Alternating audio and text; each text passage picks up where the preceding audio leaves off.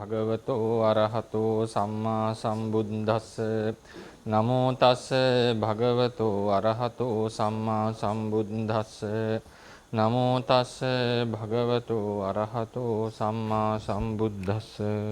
ගෞරවනීය ස්වාමීන් වහන්සේලා වරක් ප්‍රමුඛ මහා සංඝරත්නයන් අවසරයි. අද අපි කතා කරන්නේ චක්කු ප්‍රසාදය.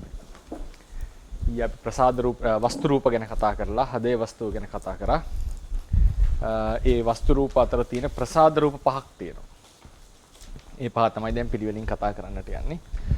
අද දවසේදී අපි චක්ෂුෂ් ප්‍රසාදය කියන මාතෘකාව කතා කරමු. චක්කු ප්‍රසාදය කියන්නේ සාමාන්‍යයෙන් රූප දැකීමට හේතු වෙන සාමාන්‍යයෙන් අපි කියනවා ඇහැ කියලා.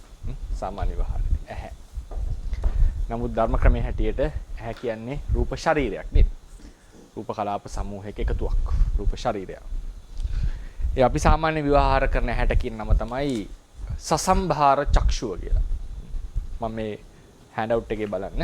ඒකේ තියෙනවා සබ් ටොපික්ස් දෙවෙනි සබ් ටොපික් එක අනු මාතෘකාව ප්‍රසාද චක්ෂුව සහ සසම්භාර චක්ෂුව. සසම්භාර චක්කු කියලා කියන්නේ මේ ඇහැට මස් ඇසට. අක්ෂි කූපය ඇතුලේ මේ බෝලයක් වගේ ගුලියක් වගේ තියෙන දේ තමයි සසම්භාර චක්ෂුව කියලා කියන්නේ. ඒක සාමාන්‍යයෙන් අද කාලේ හැටියට මොළයට ස්නායු වලින් සම්බන්ධයි නේද? එතකොට ඒක බෝලයක් වගේ තියෙන මස් ගොඩක්. ඒකේ තියෙනවා චිත්තජ, ඍතුජ, ආහාරජ, කර්මජ කියන රූප කලාප සියල්ලම වගේ එකේ තියෙනවා. ඔක්කොම තියෙනවා ඒක රූප කලාප. ගොඩක් ඒවා තියෙනවා. ඉතින් මේ චක්ෂුව තමයි සාමාන්‍යයෙන් දැන් අපි සතර සතිපට්ඨාන කතාවේදී සතිපට්ඨාන භාවනාවේදී මම ඊට ලියලා නැහැ පොතේ. සතිපට්ඨාන මේකෙදී සූත්‍රයේදී චක්කුං ලෝකේ පිය රූපං සාත රූපං ettේ සා තණ්හා uppajjamana uppajjati නිවිසමානා නිවිසති කියලා කිව්වා. අටුවා විස්තර වෙනවා මේ කතා කරලා තියෙන්නේ සසම්භාර චක්ෂුව පිළිබඳ. චක්කු ප්‍රසාදයේ තියෙන නිල වර්ණ, ඒ කියන්නේ චක්කු ප්‍රසාද නෙමෙයි, ඇහි තියෙන නිල් පාට හරියට නිකන් අර මුතු මැණික් කැටයක් වගේ ආදී ලෙසට තමයි චක්ෂුව කෙරෙහි ආසාව ඇති වෙන්නේ. හැබැයි මේ චක්ෂුවට චක්ෂුව කියන්නේ හේතුව තමයි ඒකේ රූප දැන ගැනීමට රූප වලට සංවේදී වෙච්ච ස්වභාවයක් තියෙනවා හින්දා.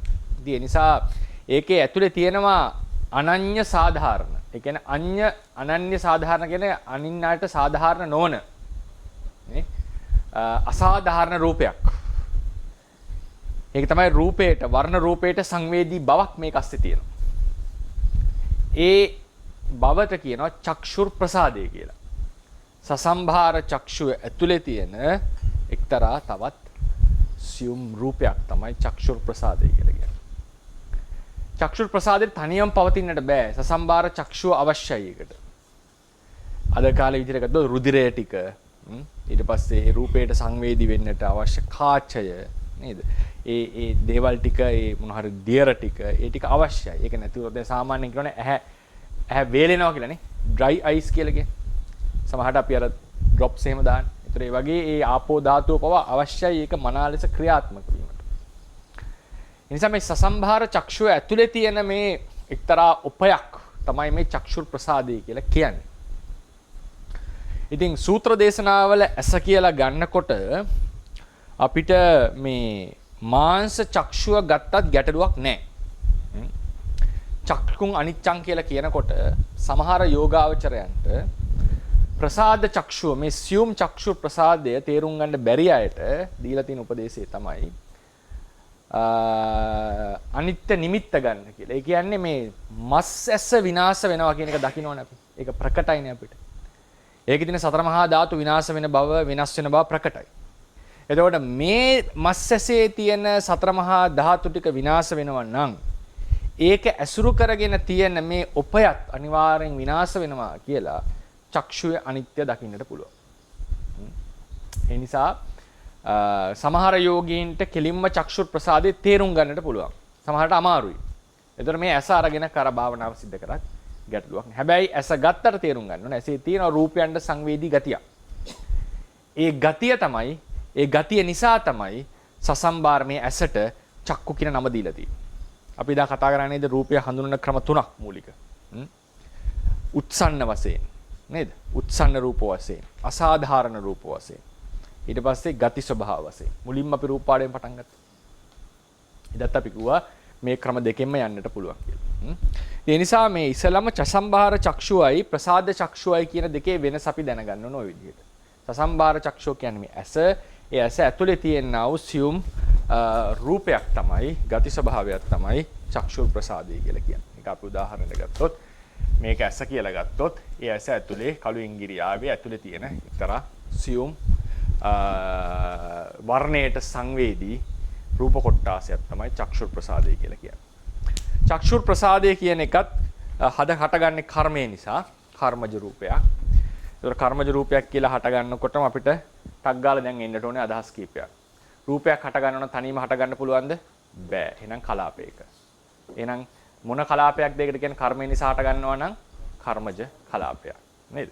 කර්මජ කලාපයක්. ඒතර කලාපයක තියෙන සියලු රූප හටගන්නේ එකම හේතුවකින්, ප්‍රධාන ජනක ප්‍රත්‍යයෙන්. එහෙනම් මේ සියලු රූප ටික කර්මයෙන් හටගෙන තියෙනවා. ඊට පස්සේ රූප කලාප වල පරම්පරාවට කියනවා සන්තතිය කියලා. ඒතර චක්කු ප්‍රසාදයේ හටගන්න රූප කලාපෙට කියන නම මොකද්ද? චක්කු දසක කලාපය. ඒකේ රූප 10ක් තියෙනවා කියලා කිව්වා. මොනවද? කර්මජ අවිනිබ්බෝග 9යි. එහෙම කොහොමද තේරෙනවද?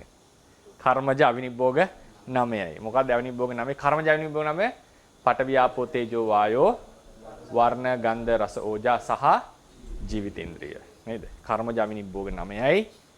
චක්කු ප්‍රසාදයයි තමයි දසකේ වගේ. චක්කු දසක කලාප. මේ කර්මය නිසා උපන්. ඊට පස්සේ ඒකේ පරම්පරාවට කියන චක්කු සන්තතිය කියලා. චක්කු සන්තතිය. ඊළඟට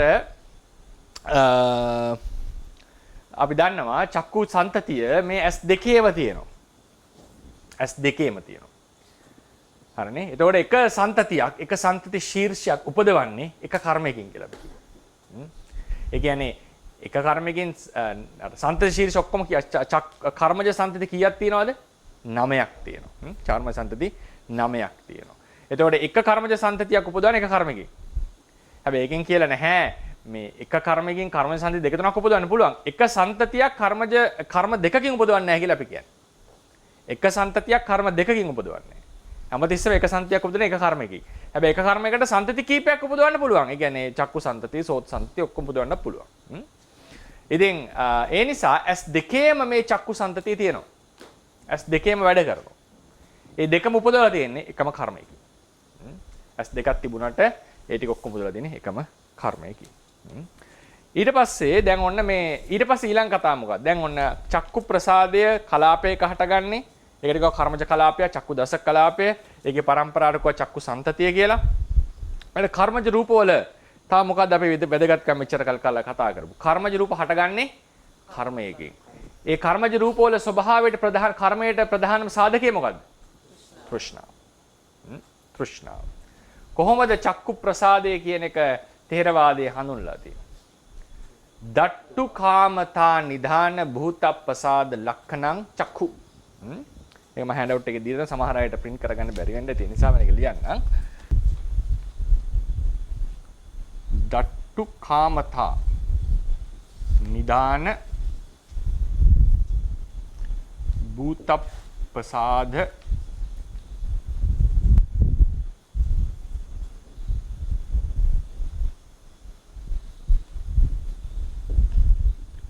ලක්ඛණං චක්කු. දට්ටු කාමතා නිදාන භූතප්පසාද ලක්ඛණං චක්කු. දට්ටුම් කියලා කියන්නේ දැකීමට නේද? දැකීමට. දට්ටු කාම කියලා කියන්නේ දැකීමේ කැමැත්ත. දට්ටු කාමතා කියන්නේ දැකීමේ කැමැති බව. දට්ටු කාමෝ කියන්නේ දකින්නට කැමැති කෙනා, කැමැති දෙය. ඒ කියන්නේ කැමැත්ත ඇති දෙය, කැති කෙනා. එහි ස්වභාවය දට්ටු කාමතා. දැකීමේ කැමැත්ත. දැකීමේ කැමැත්ත නිදාන කොට ඇති. නිදාන කොට ඇති. මෙතන නිදාන කොට ඇති කියලා කියන්නේ ඒක දැන් උදාහරණයකට රූප රාගය රූපාවචර කර්මය කාම රාගයේ නිදාන කොට ඇත්තක් නොවේ. කාම රාගයේ විස්කම්මණය කර හට ගන්නවා. අරූපාවචර කුසලය රූප තෘෂ්ණාව නිදාන කොට ඇත්තක් නොවේ. ඒ කියන්නේ බලපෑමට ලක් වෙලා නැහැ. නිදාන කොට ඇත්තා කියන එකේ අපි සරල තේරුම තමයි ඒකේ බලපෑමට ලක්ුන්නේ නැහැ. එය හේතු කරගෙන එහි සම්බන්ධයක් නැහැ දෙක අතර. හැබැයි රූපාවචර කුසලය ජීවත් වීමේ ආසාව නිදාන කොට ඇත්තක්. ජීවත් වීමේ ආසාවෙන් බහැර වෙන කිසිදු කර්මයක් නැහැ. හැම කර්මයක්ම මේ බලපෑමන. මොකද ඒක විස්කම්මණය කරන්න පුළුවන් එකක් නෙවෙයි. ඒක පුළුවන් වෙන්නේ මුළුණු පුටා දාන්න විතරයි. ඒක කපලා දාන්න විතරයි පුළුවන්. එතකොට දට්ටුකාමතා නිධාන කියන එකේ සරල විස්තරයක්. මේ තේරුම් ගැනීමේ පහසුව සඳහා අපි ගන්න ගත්තා බලපෑමට ලක් වෙච්ච. බලපෑමට ලක් වෙච්ච. දට්ටුකාමතා නිධාන භූතප්පසාද. භූත කියලා මෙතන කිව්වේ කවුද අපි දැන් ඉගෙනගෙන තියෙන්නේ? සතර මහා ධාතු කියන එක. මහා භූතය කියලා කිව්වේ. සතර මහා ධාතු. එතකොට මෙතන නිදාන කියන එකට මෙතන වචනයක් කියනකොට කම්ම කියලා.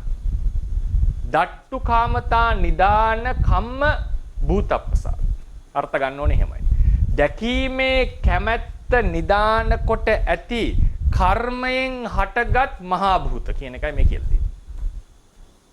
දැකීමේ කැමැත්ත නිදාන කොට ඇති කර්මයෙන් හටගත් මහා භූත. සතර මහා භූත. භූත ප්‍රසාද. ප්‍රසාද කියලා කියන්නේ ප්‍රසාදයේ උපය කියන එකයි. උපය. නිකන් කණ්ණාඩියක් වගේ. කණ්ණාඩියකට වැටෙනවනේ ඡායා. ඒ වගේ උපයක්. මේ භූත සතර මහා ධාතුන් වල උපයක් කියලා අපි සාමාන්‍යයෙන් කියනවා. හැබැයි විවරණය තමයි සතර මහා ධාතු ඇසුරු කරගෙන පවතින උපයක්. අපි ඒක වෙනස අපි කතා කරා. වර්ණ රූපය සතර මහා ධාතු වල වර්ණය කියලා කියන්නේ අපි. උපාදාය රූප කියන්නේ සතර මහා ධාතු වල උපාදාර රූප කියලා කියන්නේ. නමුත් ඒක දන්න ඕනේ සතර මහා ධාතු ඇසුරු කරගත්. ဒုတိ යාවෙන් අර්ථ ගන්න. එතකොට දැකීමේ කැමැත්ත නිදාන කොට ඇති කර්මයෙන් හටගත් භූතයන් ඇසුරු කර ඇති. හරියට ගියොත් නැත්නම් භූතයන්ගේ කිව්වත් කමක් නැහැ. භූතයන් ඇසුරු කරගත හැකි ප්‍රසාදය, උපය ලක්ෂණ කොට ඇත්තා වූ ධර්මයක් තමයි චක්ෂුව. ඒ තමයි ලක්ෂණය.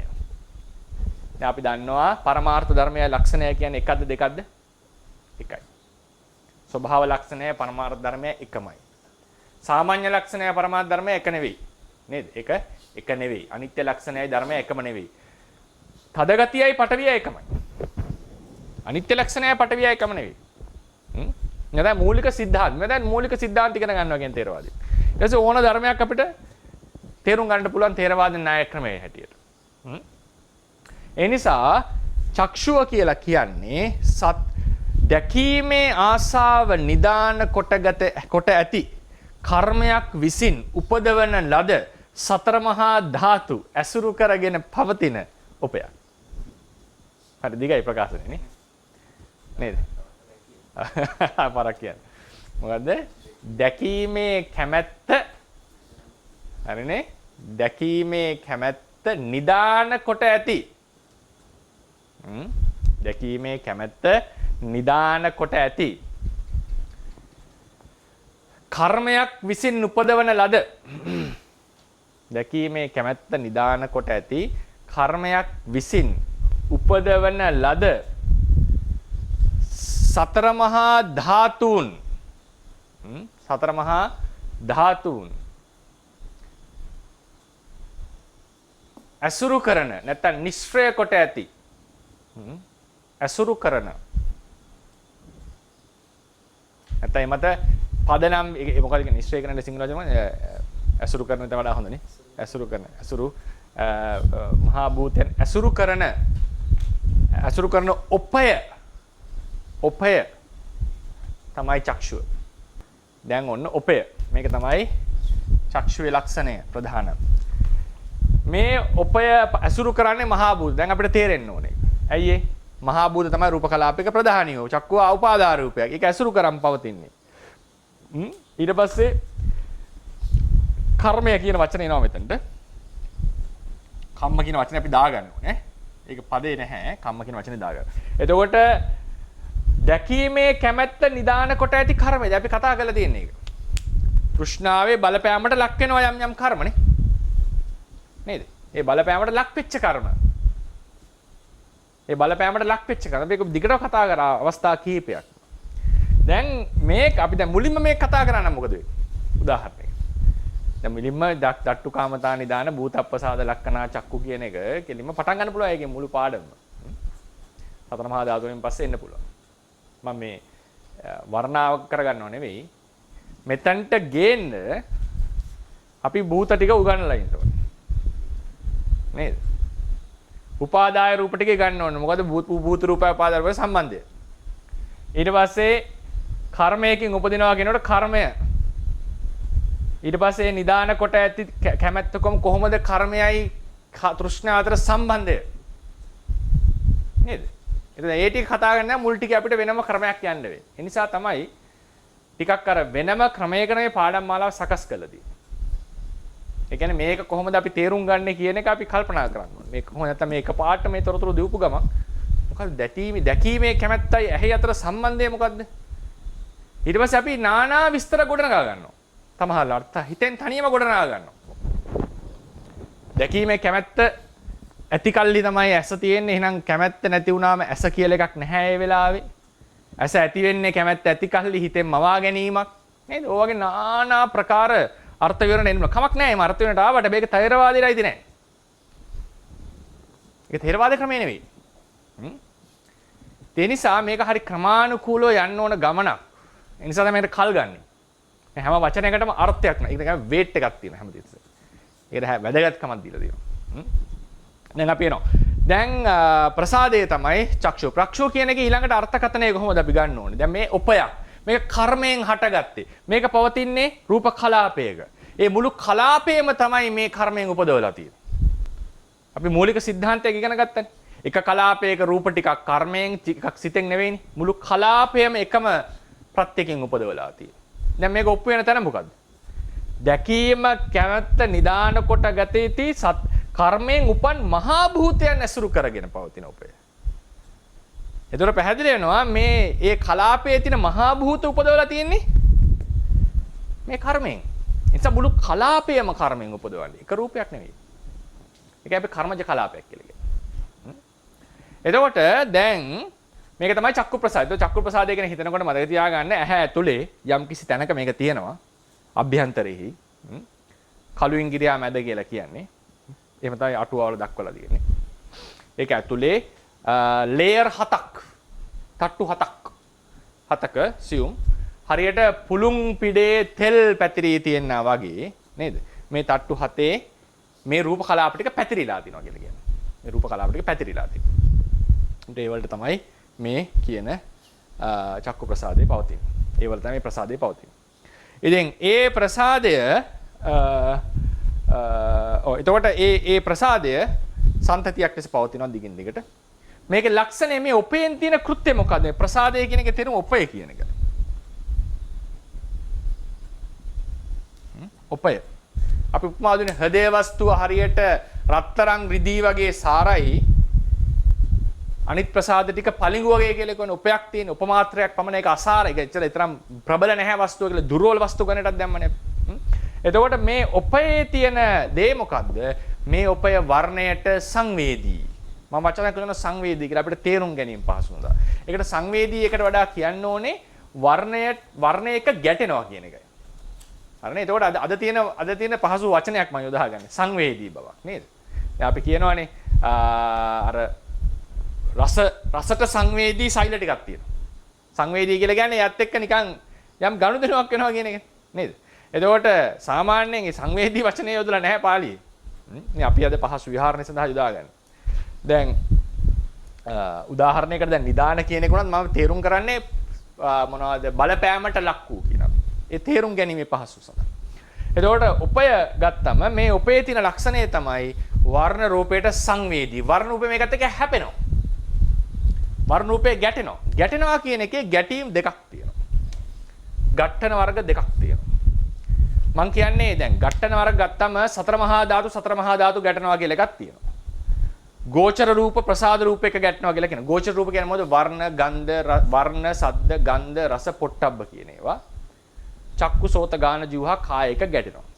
ඉන්ද්‍රිය අපි කියන්නේ ඝට්ටනයක් කියලා නේද? ප්‍රසාද එක්ක ඉන්ද්‍රිය එක්ක අරමුණු ගැටෙනවා කියලා අපි කියන්නේ සාමාන්‍යයෙන්. ඒකත් එක ඝට්ටනයක්. සතර මහා ධාතුව ඝට්ටනයක්. මනෝද්වාරයේ ආරම්භණයක් ආපත් වීමත් එක්තරා ඝට්ටනයක්. ඒකත් ඝට්ටනයක්. ස්පර්ශයෙන් අරමුණු කිරීමත් ඝට්ටනය. චිත්තචෛසිකයන් අතර එකිනෙකට මිශ්‍ර වී පැවතීමත් එක තැනක ඝට්ටනයක් කියලා කියනවා. ස්පර්ශයක් කියලා කියනවා. සමහර තැන්වල ප්‍රථම ධානයෙන් ဒုတိ ය ධානය ප්‍රත්‍ය වෙනවා. ප්‍රථම ධානය උපචාරයේ ဒုတိ ධානය උපචාරයේ ဒုတိ ය ධානය ප්‍රත්‍ය වෙනවා. ඒතකොට එතනක් තියෙනවා ඝට්ටනය. ඒ වගේ ස්පර්ශය කියන ඝට්ටනය කියන එක නානා ක්‍රම වලට විස්තර වෙලා තියෙනවා. ඒක තවත් වචන තමයි ස්පර්ශය කියන එක. ඝට්ටනයේම ලක්ෂණයක්. රූප ඝට්ටන ගත්තම් ප්‍රධාන වශයෙන් දෙකයි. අපි ඒවා ඉදිරියේදී කතා කරෙයි. ඔය කියපු විස්තර ටික කලබල වෙන්න එපා. රූප ඝට්ටන ගත්තම සතර මහා ධාතු ගැටීම කියලා එකක් තියෙනවා. ප්‍රසාද රූපයි ගෝචර රූපයි ගැටෙනවා කියලා එකක් තියෙනවා. ප්‍රසාද රූප ගෝචර රූප ගැටෙනකොට ඒකේ ගැටීම් වර්ග දෙකක් තියෙනවා. වස්තු වශයෙන් ඒ කියන්නේ කලාප ඝට්ටනය. කියන්නේ කලාප ඝට්ටනෝනේ. හරිනේ? දෙවෙනි ඝට්ටනේ තමයි නිමිත්ත වශයෙන්.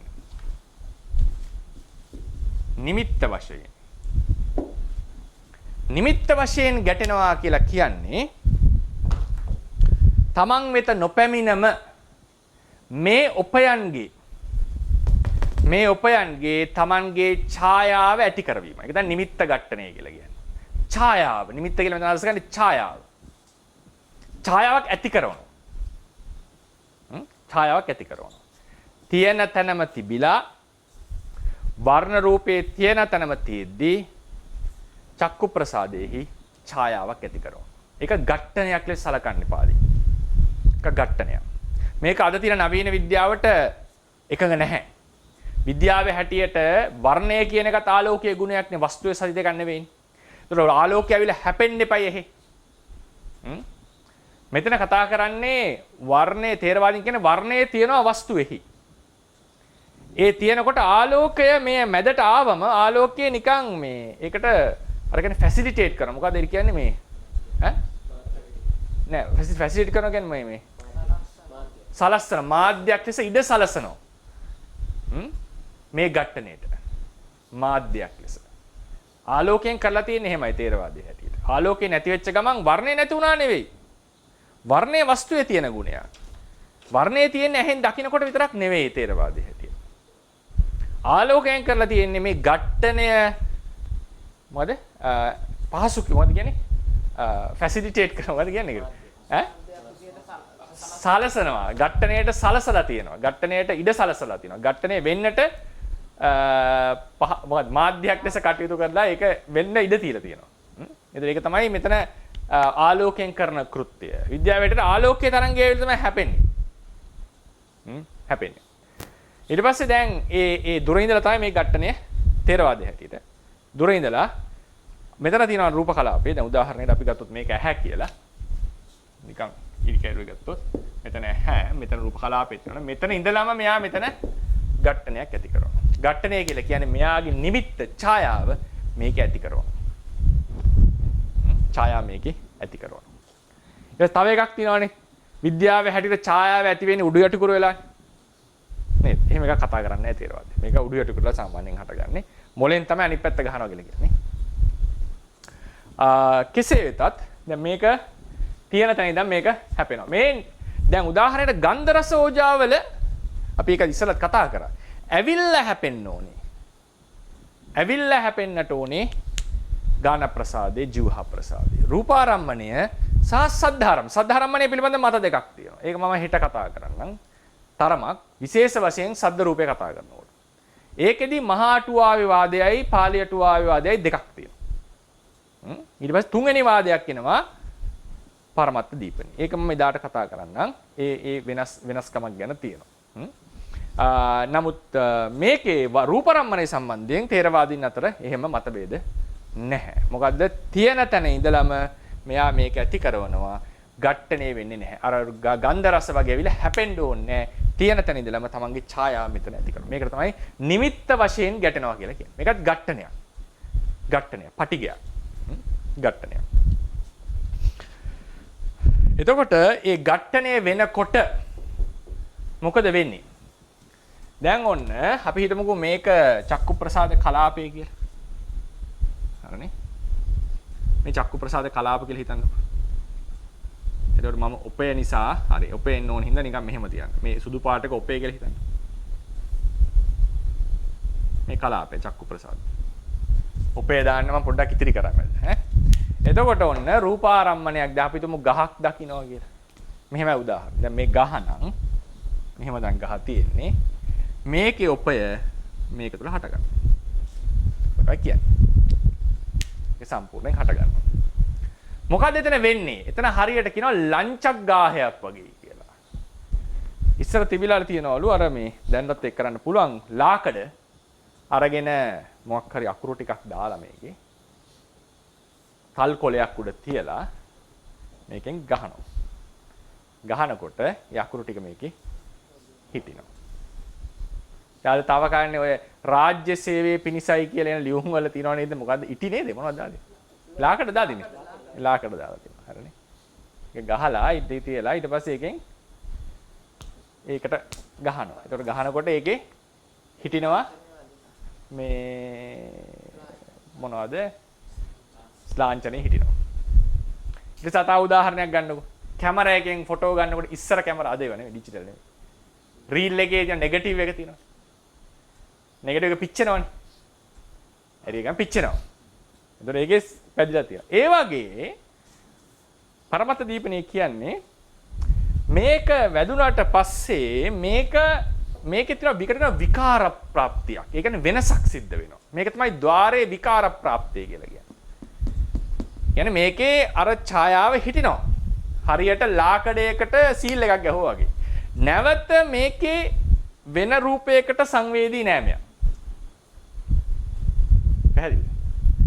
මේකේ අර සීල් එක ගැහුවා වගේ මේක හිටියා. යම් වෙනසක් සිද්ධ වෙනවා එතන. හරියට අර හොඳම උදාහරණය නෙගටිව් එක පිච්චෙනවා වගේ. විකාර ප්‍රාප්තියක් සිද්ධ වෙනවා. ඒ පොතේ දින නෑ නෙගටිව් කතාව විදිහේ කාලේ තියෙන්නේ නැතුවදනේ. ඒක පිච්චෙනවා. ඊට පස්සේ මොකද වෙන්නේ? මේක නිසා ඒ වෙලාවෙම භවාංග సంతාණයටත් මේ අරමුණ දැනෙනවා. භවාංගේත් ආපాతගත වෙනවා. චක්කු ප්‍රසාදේ වදිනකොට භවාංගේ ආපాత ගානේ චලනයක් වෙනවා. ඔය භවාංග චලනය කියලා හදිනවනේ. භවාංග චලන භවාංගයට දැනෙනවා. මේ භවාංගිතේ අරමුණ කර්ම නිමිති ගති නිමිති. කලින් භවයේ. ඊට පස්සේ දෙකක් විතර චලනය වෙලා අනිවාර්යයෙන්ම චලනය වෙන්න අවශ්‍යම නැහැ. ගැටෙන අරමුණට චලන වෙනවා කියලා එකක් නැහැ. ඒක තියෙන්න ඕනේ සුදුසු ශක්තියක්, සුදුසු බවක්. ඒකනේ අපිට සමහරවිට මොකක් හරි දෙයක් අවධානයෙන් ඉන්නකොට සද්ද ඇහුණත් ඒක නැහැ මතක නැහැ නැහුණා කියලා. ගැටෙනවා ඇවිල්ලා රූපේ ගැටෙනවා. දැන් අපි ඉඳන් ඉන්නකොට හැමතිස්සෙම කාය ප්‍රසාදේ කාය ප්‍රසාදේ මොකක් හරි ගැටලා දිනවනේ ඉතින්. නැත්නම් අහසින් ඉන්න බෑ අපි. අහසිටත් වාතය හැරෙවිලා ගැටෙනවනේ ගොඩක් වෙලා. ඒ නිසා ඒක ගැටුණ පමණින් සිත් උපදිනවා කියලා එකක් නැහැ.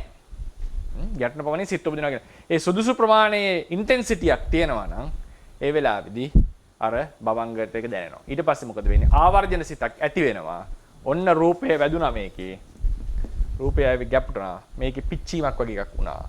ඒ වෙලාවේදී භවාංග හිතට ඒ කියන්නේ භවාංග චිත්ත සන්තතියට මේකේ බලපෑමට ලක් වෙනවා. මේකට කියනවා භවාංග චලනය කියලා. සාමාන්‍යයෙන්. හරිනේ භවාංගය චලනය වුණා. භවාංගය තවත් දුර්වල වෙනවා. දුර්වල කියලා කියන්නේ තමන්ගේ කලින් අරමුණත් එක්ක තිබීමේ හැකියාව යාගේ නැති වෙනවා. ඊළඟට ආවර්ජන සිතකින් මේ රූපය අරමුණු කරනවා. ඒක අරමුණු කරන්නේ දකිමින් නෙවෙයි. ඒ පැත්තට අවධානයක් දෙනවා කියන එකයි මේ කියන්නේ. දකින්නේ නෑ මෙයා. ඊට පස්සේ මේ සිත් ටික හටගන්නේ කොහිද? හදේ වස්තු රූපේ. අපි කතා කරේ. භවාංග චලන ටික මේ හදේ වස්තු ඇසුරු කරගෙන පළදිනවා. මේක ගැටෙනකොට මෙහෙට දැනෙනවා ඒක. ඒක ධම්ම නියාමයක් කියලා කියන්නේ. ඒක මම කතා කරන චිත්ත වීති කතා කරනවා. උදාහරණයකට කියන්නේ කුරුල්ල ඇවිල්ලා ගහේ වහනකොටම ඡායාබිම් පතිත වන්නාසේ. සමහර ආචාර්යවරු මේ ඇහැයි හදයයි අතර මේ සම්බන්ධය මොකද්ද? මේ භෞතිකමය සම්බන්ධය ඒකට අරගෙන තියෙනවා. ඒක සමහර ආචාර්යවරු පිළිගන්නේ නැහැ. එහෙම භෞතික සම්බන්ධයක් අවශ්‍ය වෙන්නේ නැහැ. මේක ධර්මතාවයක්. මේක වදිනකොටම මෙහි චලනය වෙනවා. උදාහරණයක් තියෙන්නේ එක පැත්තක මැස්සා ඉන්නකොට මේ පැත්තෙන් ගහනකොට මැස්ස එළියට යනවා වගේ බෙරේට අහසින් ඇවිල්ලා කුරුල්ලෙක් වහනකොටම ඡායාව වැටෙනවා වගේ මේකේ ගැටෙනකොටම භවාංගයට දැනෙනවා කියලා කියනවා. සමහර ටීකාවල මේකේ භෞතික සම්බන්ධය අරගෙන තිනවා. සමහර ටීකා එක ප්‍රතික්ෂේප කරනවා. ඒක භෞතිකයක් වශයෙන් අවශ්‍ය නැහැ. මේක ධම්මතාවක් ලෙසයි අටුවාව විස්තර කරලා තියෙන්නේ කියලා. එතකොට මේක හැපෙනකොටම භවාංගයට දැනෙනවා.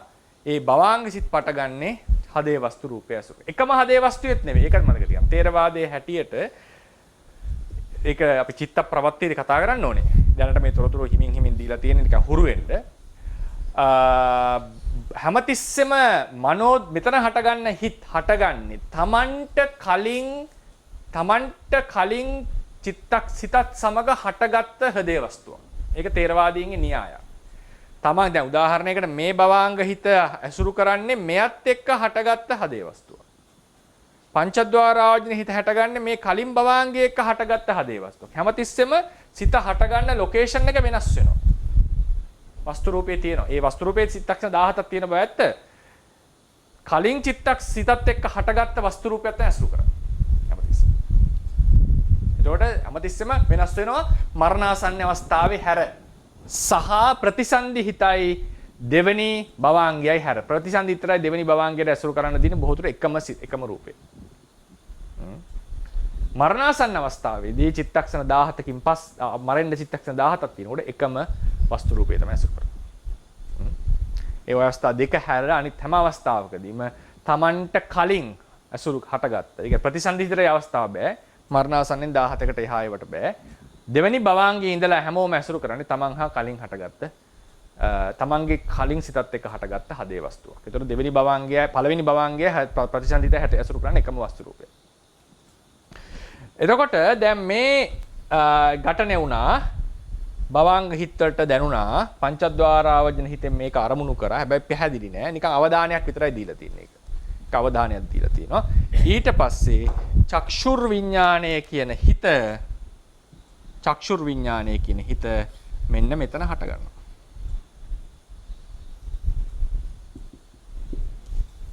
ඊළඟට ඒතර හදේ වස්තුව ඇතුළ කරගෙන මෙතන පොඩි එතන නැහැ මොකක්වත් හට ගන්න. ඊළඟට ආපහු හදේ වස්තුවක් ඇසුරු කරගෙන සම්පටිච්ඡන සිත හට ගන්නවා. අපි රූපේ වෙන තැනකට ගමුකෝ. මෙතනට ගමු. සම්පටිච්ඡන හිත හට ගන්නවා. එතකොට මේ මොහොතේ මෙතන හදේ වස්තුවේ රූප හිතක් හටගන්නේ චක්කු ප්‍රසාදේ හටගන්නේ. ඒතර චක්කු ප්‍රසාදේ කියලා කියන්නේ චක්කු විඥාණය හටගන්න තැන. චක්කු විඥාණය හටගන්න තැන. චක්කු ප්‍රසාදේ විස්තර කරන්න පුළුවන් ක්‍රම දෙකක් තියෙනවා. තේරුම් ගන්න පුළුවන් ක්‍රම දෙකක් තියෙනවා විපස්සනාවේදී. වර්ණ රූපයට සංවේදී තැන. චක්ෂුර් විඥාණය හටගන්න තැන. ඒ කියන්නේ දැකීම සිද්ධ වෙන තැන. ඒ වගේම තේරුම් ගන්න ඔබට වර්ණ රූප ප්‍රකට වෙන තැන. පේන තැන. කනට පේන්නේ නැහැනේ වර්ණ රූප. පෙනීම වෙන්නේ කොහෙද කියලා හුවා අපි වෙනන්නේ මෙතන. කොහෙන්ද පේන්නේ? මේක කියලා කියන්නේ. එතකොට මේ පෙනීම කියන්නේ චක්ෂුර් විඥාණය. චක්ෂුර් විඥාණය තමයි පෙනීම තේරවාදේ. චක්ෂුර් විඥාණයෙන් රූපාරම්මන දැනගන්නවා. චක්ෂුර් විඥාණය හටගන්න තැන චක්ෂුර් ප්‍රසාදය. වර්ණ රූපේ ගැටෙන තැන චක්ෂුර් ප්‍රසාදය. එනිසා චක්ෂුර් රූපාරම්මනේ ගැටෙන චක්ෂුර් විඥාණය හටගන්න තැන තමයි චක්කු ප්‍රසාදය. එතකොට මොකද වුනේ? ඉස්සලම ඝට්ටණය සිද්ධ වුණා. ඝට්ටණය සිද්ධ වෙනකොට මේ භවාංග වලට දැනුණා පංචද්වාර ආවර්ජන හිතකින්. එතකොට මේක තමයි ඒ බලපෑම ආවේ. මේවට බලපෑම ආවා. ඒ පංචද්වාර හිතෙන් මේක අරමුණු කරා. හැබැයි ක්ලියර් නැහැ එතන. නික අවධානයේ දීප්ත එකක් විතරයි කියලා තියෙන්නේ එතන. චක්ෂුර් විඥාණයෙන් දකිනවා. මොකද හේතුව චක්ෂුර් විඥාණය හටගන්නේ චක්කු ප්‍රසාදේ. චක්කු ප්‍රසාදේ ඡායාව වැටලා තියෙනවා. රූපාරම්මණය. ඒ තියෙන එක දකින්න ඔය. ඒකට කියන දස්සන කෘත්‍ය කියලා. ඊට පස්සේ සම්පටිච්ඡන හිතෙන් ඒ දැක්ක රූපය ආයෙ පිළිගන්නවා. හැබැයි හදේ වස්තුව ඇසුරු කරා. හදේ වස්තුව ඇසුරු කරා. මේක මොකක්වත් කරන්නේ ආපහු ගන්න එක කරන්නේ. ඊට පස්සේ හිතෙන් විමසනවා. ඒක තව ටිකක් ගැඹුරට ඒක දැනගන්නවා. ඔහොම ඊට පස්සේ වීති යනවා. මේ තමයි චක්ෂු ප්‍රසාදය වැඩ කරන ක්‍රමය. දැන් ඒතර කෙනෙක් අහන්න පුළුවන්. දැන් මේ රූපාරම්මණය කියන්නේ මෙතන තියෙන එක. මේ චක්ෂු ප්‍රසාදයේ මෙතන චක්ෂු විඥානේ හට ගන්න බෑ. මොකද්ද මේ ඡායාව? මේ ඡායාව මොකද්ද? මේ ඡායාව කියන්නේ පරමාර්ථ ධර්මයක්. ඡායාව කියන්නේ වෙනම දෙයක්. තේරවාදයේ හැටියට මේ ඡායාවයි රූපාරම්මණයයි දෙකට කඩන්නේ අපි. අපි ඉච්ඡර ගැඹුරට යන්නේ නැහැ. ගැඹුරට කියන්නේ ඒක එතනින් එහා නවත්තනවා. ඔය කියන්නේ රූපාරම්මණේ ඡායාව. ඡායාව වෙනම පරමාර්ථ ධර්මයක්ද කතා කරන්නේ. ඒ කියන්නේ කර්මාර්ථ ධර්ම කතා කරන් යනකොට ඒකේ සීමාවක් තියෙනවා. මේ තමයි ඇත්ත කතාව. ඒකේ සීමාවක් තියෙනවා. අහන්න පුළුවන්නේ පඨවි ධාතුව සහ ලහුතාව, මුදුතාව, කම්මඤ්ඤතාව, විඤ්ඤාතිය. මේක වෙනම පරමාර්ථ නෙවෙයි. ඇයි පරමාර්ථ නොවේ කියලා කිව්වේ? ඒතකොට කියන්නේ ධාතුවේ තියෙන සැහැල්ලු බව. ඒ සැහැල්ලු බව වෙනම එකක් නෙවෙයිද? අහන්න පුළුවන් ප්‍රශ්නේ කෙනෙක්ට. අනුස්සයයි හටගන්න පරිඋත්ථානය දෙකක් නෙවෙයිද? ලක්ෂණ දෙකක් තියෙනවනේ. අපි කියන්නේ බෝඩර් එක ගහන්නේ නැහැ අපි කියලා. බුදුරණාහිසේක ගහලා නැහැ බෝඩර් එක. එකම නමෙන් ව්‍යවහාර කරලා තියෙනවා. කර්මයයි කර්ම ශක්තියයි. ශක්තිය වෙනම පරමාර්ථ ධර්මයක් නෙවෙයි. අපිට පැහැදිලිව පේනවා මේක 아무තු වෙන ලක්ෂණ තියෙනවා මේ දෙන්න. නමුත් මේ පරමාර්ථ කියන බෙදීමට යන්නේ. ඒ වගේ තමයි වර්ණ රූපයයි එහි ඡායාවයි. ශබ්ද රූපයයි එහි ඡායාවයි. දෙකක් කියලා සලකන්නේ නැහැ. එහි ඡායාව කියලා ගන්න. එහි ඡායාව. එතකොට ඒකත් ඒ වගේ දැනගත යුතු. ඒක මම ලියලා නැහැ හෑන්ඩ් අවුට් එකේ. ඊට පස්සේ දැන් එනවා මේක හටගන්න අවස්ථාව ගැන කියලා. චක්ෂුර් ප්‍රසාදය කිය හට ගන්නවා කියලා කිව්වේ දැකීමේ ආසාව නිදාන කොට ගැති කර්මයකින්. මම මේ කතා කරන්නේ අයිට කලින් එකට යන්න කලින් පොඩි දෙයක් කියලා යන්නට ඕනේ. මේක තියෙන තැන සම්බන්ධයෙන් විස්තරයක් ගත්තම ඒක කොච්චර ප්‍රමාණයකද පැතිරිලා තියෙන. ඒක අට්ඨසාලිනී අර්ථසාලිනී කියලා තියෙනවා. මේක උකුණු හිසක් තරම් ප්‍රමාණයක ප්‍රදේශයක පැතිරිලා තියෙනවා.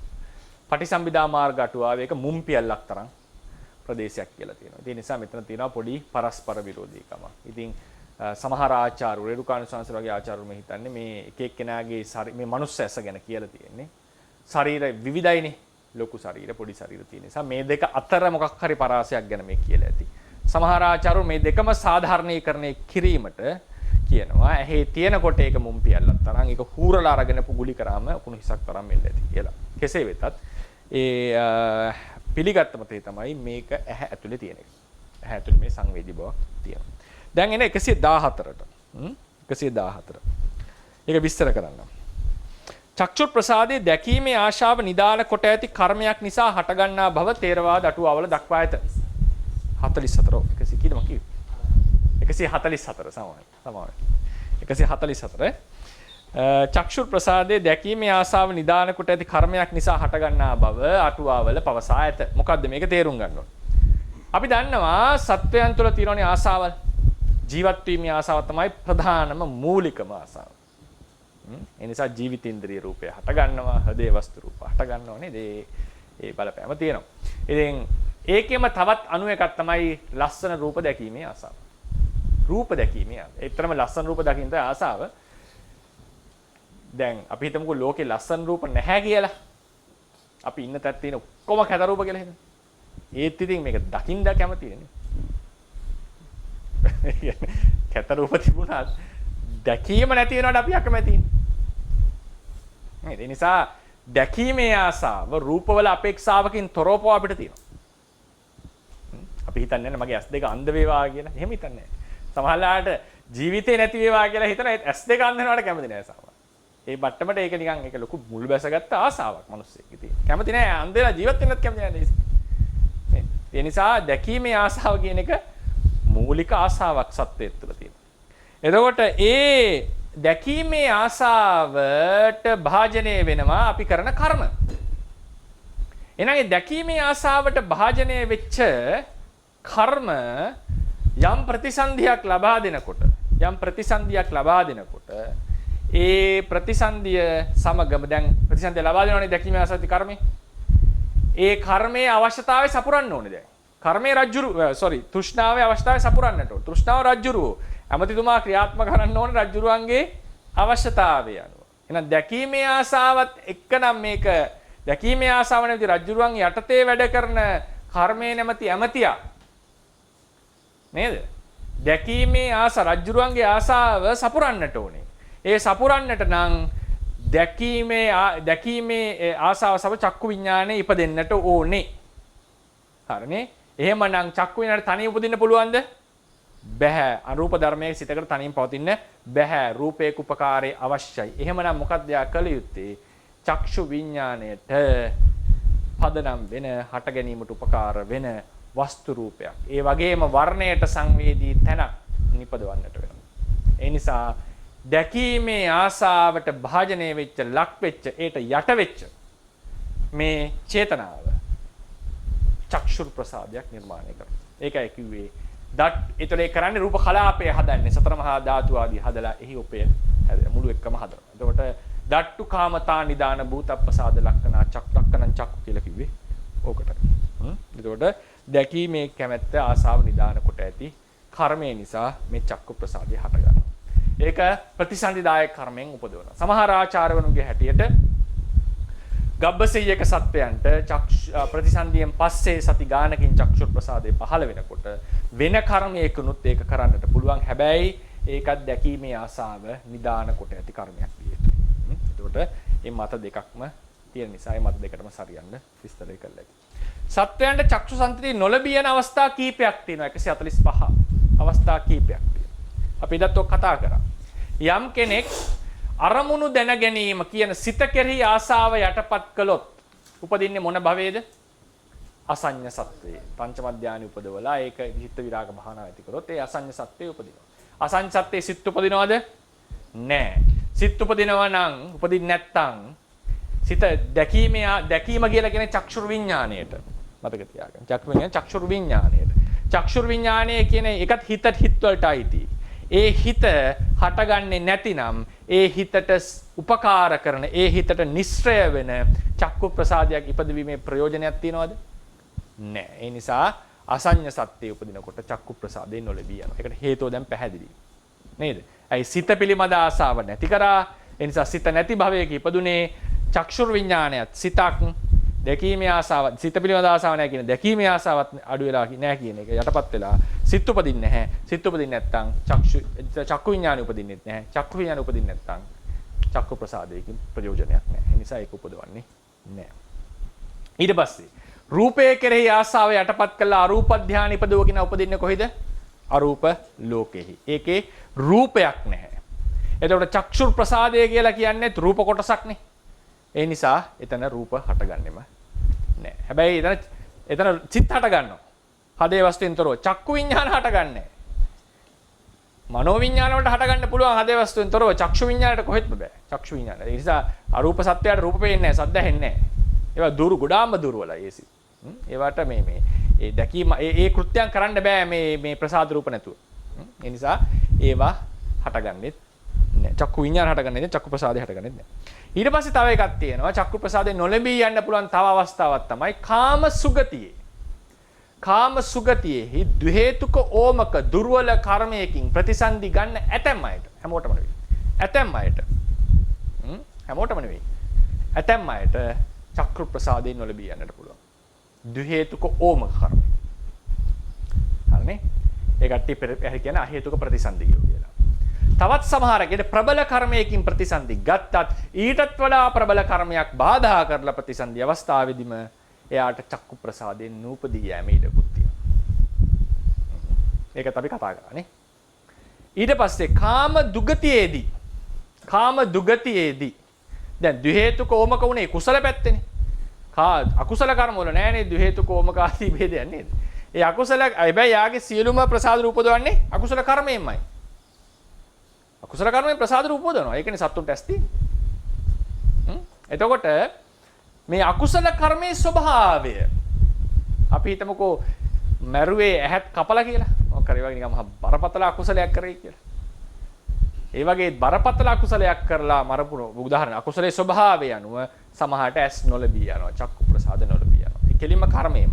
තවත් වෙලාවකට එක කර්මයකින් ප්‍රතිසන්දි ගන්නවා. තවත් බරපතල කර්මයක් ඉදිරිපත් වෙලා ඒ දුගති සත්‍යයටත් වෙන කර්මයකින් බාධා කිරීම නිසා ඇස් නූපදී යන්නට පුළුවන්. අර සුගතිය වුණා වගේ. ඒ නිසා ඒක දුගති කාම දුගති උපදින සත්‍යයන්ට වෙන වැඩි.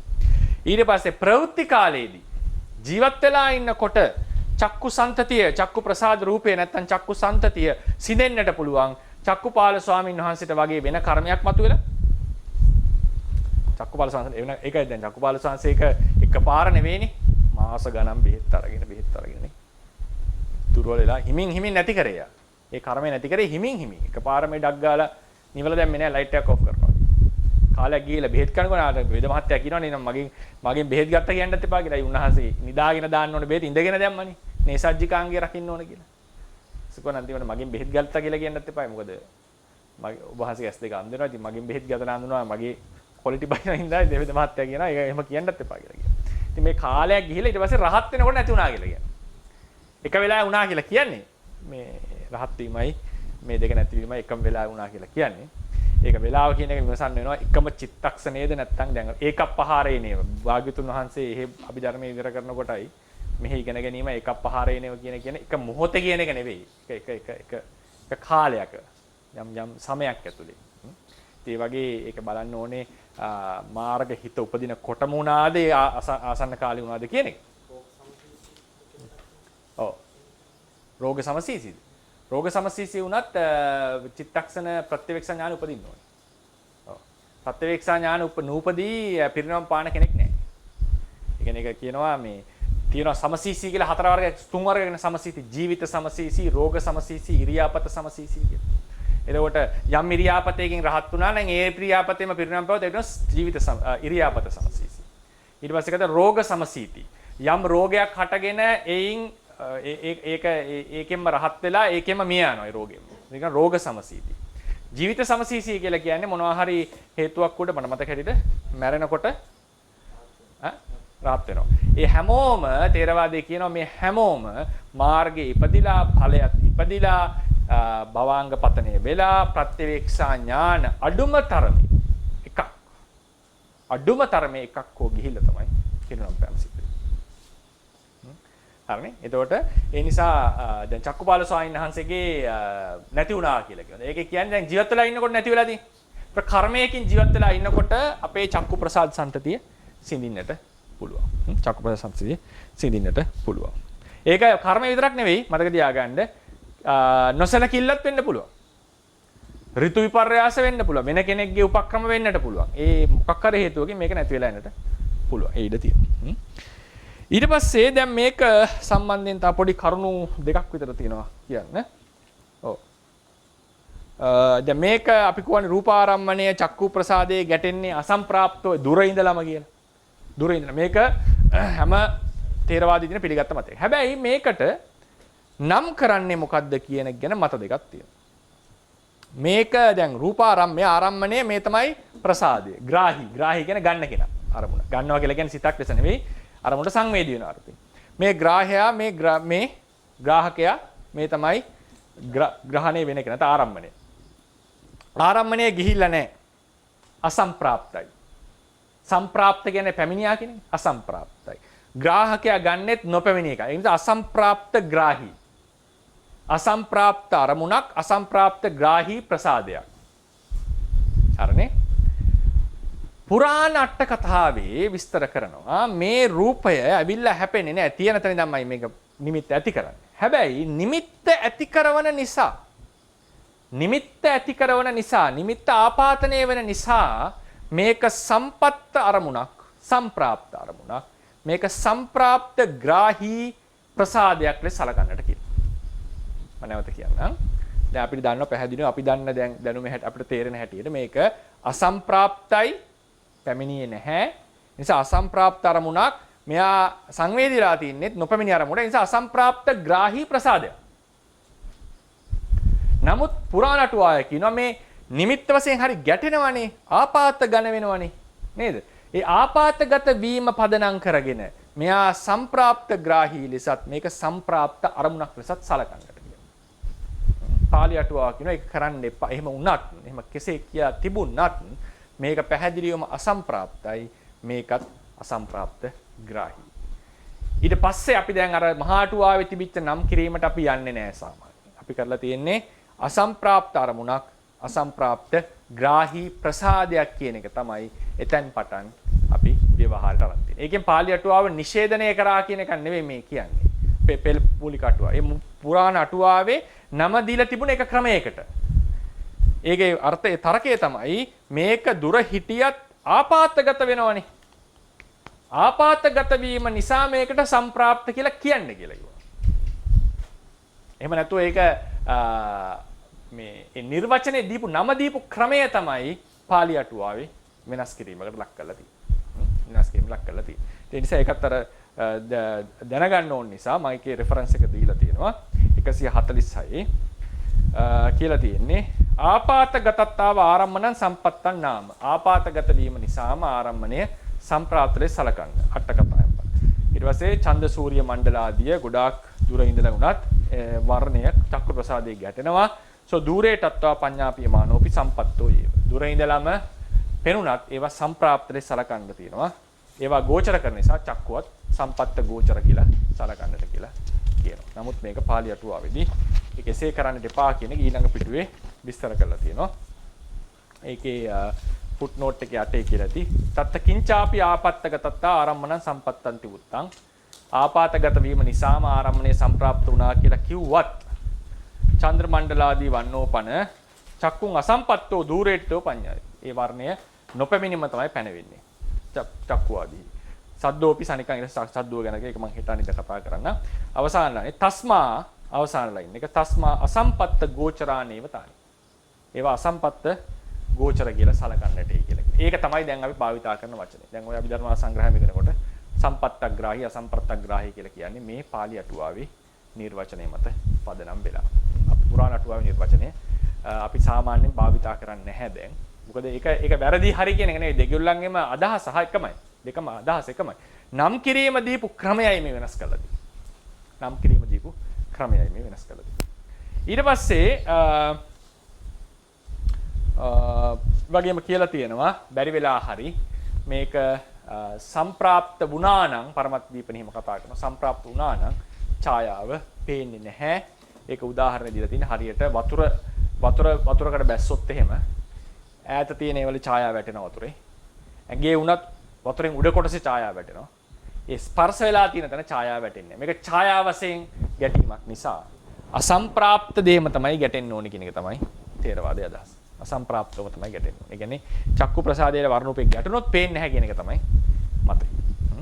ඊට පස්සේ පොඩි කරුණක් තියෙනවා. ඒක අද කාලේ එකත් එක්ක නැත්තම් සමහර කෙනෙක්ට මේක ප්‍රශ්නයක් වෙන්නත් පුළුවන් විමසන්නට තියෙන තැනකුත් මේක ටිකක් විසඳ ගන්න ටික අමාරු දෙයක්. නමුත් කෙසේ වෙතත් ඒක පොඩ්ඩක් කතා කරලම පාඩම අවසන් කරනවා. දැන් අපි කිව්වනේ දැන් මේක චක්කු ප්‍රසාද ගොඩක් තියෙනවා. දැන් මේක හිතන්නකෝ මේ චක්කු ප්‍රසාද කියලා. චක්කු ප්‍රසාද මේ තමයි මුම් පියල්ල වගේ හෝ උකුණ හිස තරම් ප්‍රමාණය. හරිනේ. ඒතකොට ඒකේ ඈත තියෙන රූපාරම්මන වැටෙනවා.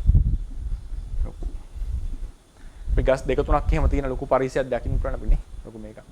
සාමාන්‍යයෙන් ආචාර්යවරු කියන අදහස් තමයි ඉදිරියේ අපිට රූප ටිකක් පේනවා නම් මේ සියලු රූප මේ එක ප්‍රසාදයක වැටෙනවා.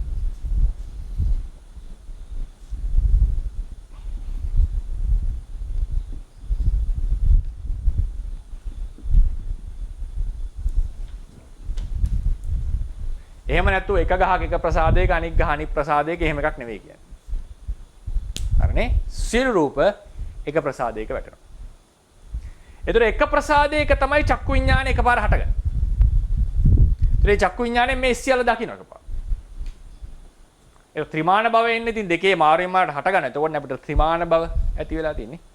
අපි සාමාන්‍යයෙන් අර එක හැක් පහල එහෙම කරලා දාන්න අමාරු භව වෙනවනේ දුර එහෙම මැනගන්නේ. එතකොට ඒ එන්නේ S දෙකෙන්ම තමයි අපි මිම්ම අරගෙන. එතකොට ඉතින් ඒක පෙරපසු වෙලා හැදෙනවා. හට ගන්නවා.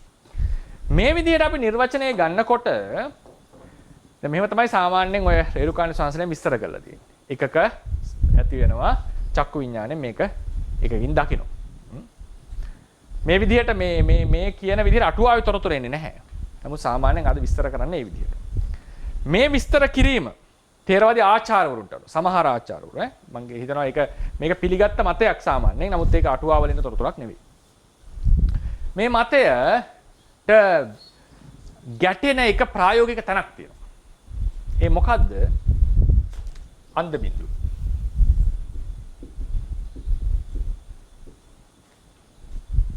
බ්ලයින්ඩ් ස්පොට් කියලා තියෙනව නේද ඒක? අන්ධ බිඳුව කියලා. මම හිතන්නේ බොහෝ අය පරීක්ෂණය කරලා ඉතින් සාමාන්‍ය උගන්නන එකක්. එක හැක් වහලා මෙහෙම ඇඟිල්ල අරන් යනකොට නේද? එක තැනකදී මේ ඇඟිල්ලේ ටිප් එක පේන්නේ නැති වෙනවා. ඒක කරලා තියෙනවද නැහැ ඒක. එක හැක් වහලා සාමාන්‍යයෙන් එක දිහාවක් බලාගෙන මෙහෙම යනකොට එක තැනකදී එක තැනක් හවු වෙනවා අපිට ඇඟිල්ලේ ටිප් එක. ඒකට අපි සාමාන්‍යයෙන් විද්‍යාත්මකව කියන්නේ චක්ෂුර් මාංශ චක්ෂුව මෙහෙම තියෙනකොට මේ සෛල ටික මොළයට යන සෛල ටික එකතු වෙච්ච තැන තියෙනවා නේද? මේ ටිකේ තියෙනවා දෘෂ්ටි විතානය මේක තැනක ඒ ටික නැහැ. ඒ නිසා මෙතනට වැටෙන ආලෝකය ඒක රිසීව් කරන්නේ නැහැ. එතන ඒක ඡායාවක් හැදෙන්නේ නැහැ දෘෂ්ටි විතානේ. නැත්තම් මේ මුළු විද්‍යාත්මක මුළු දෘෂ්ටි විතානේම තමයි ඡායාව හැදෙන්නේ. මුළු එකේම. හරිනේ? එතකොට දැන් අපි කියන විදිහට දැන් තේරවාදී සමහර ආචාර්යවරු කියන විදිහට මේක එක ඔක්කොම ඇති වෙනවා. එහෙම වුණොත් මොකද වෙන්නේ?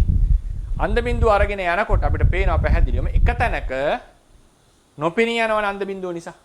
එක තැනක් නොපෙනී යනවා. හරිනේ? අන්ධ බිඳුව නිසා. ඒ නිසා එතකොට මේ දේ සිද්ධ වෙන්න බෑ මොන.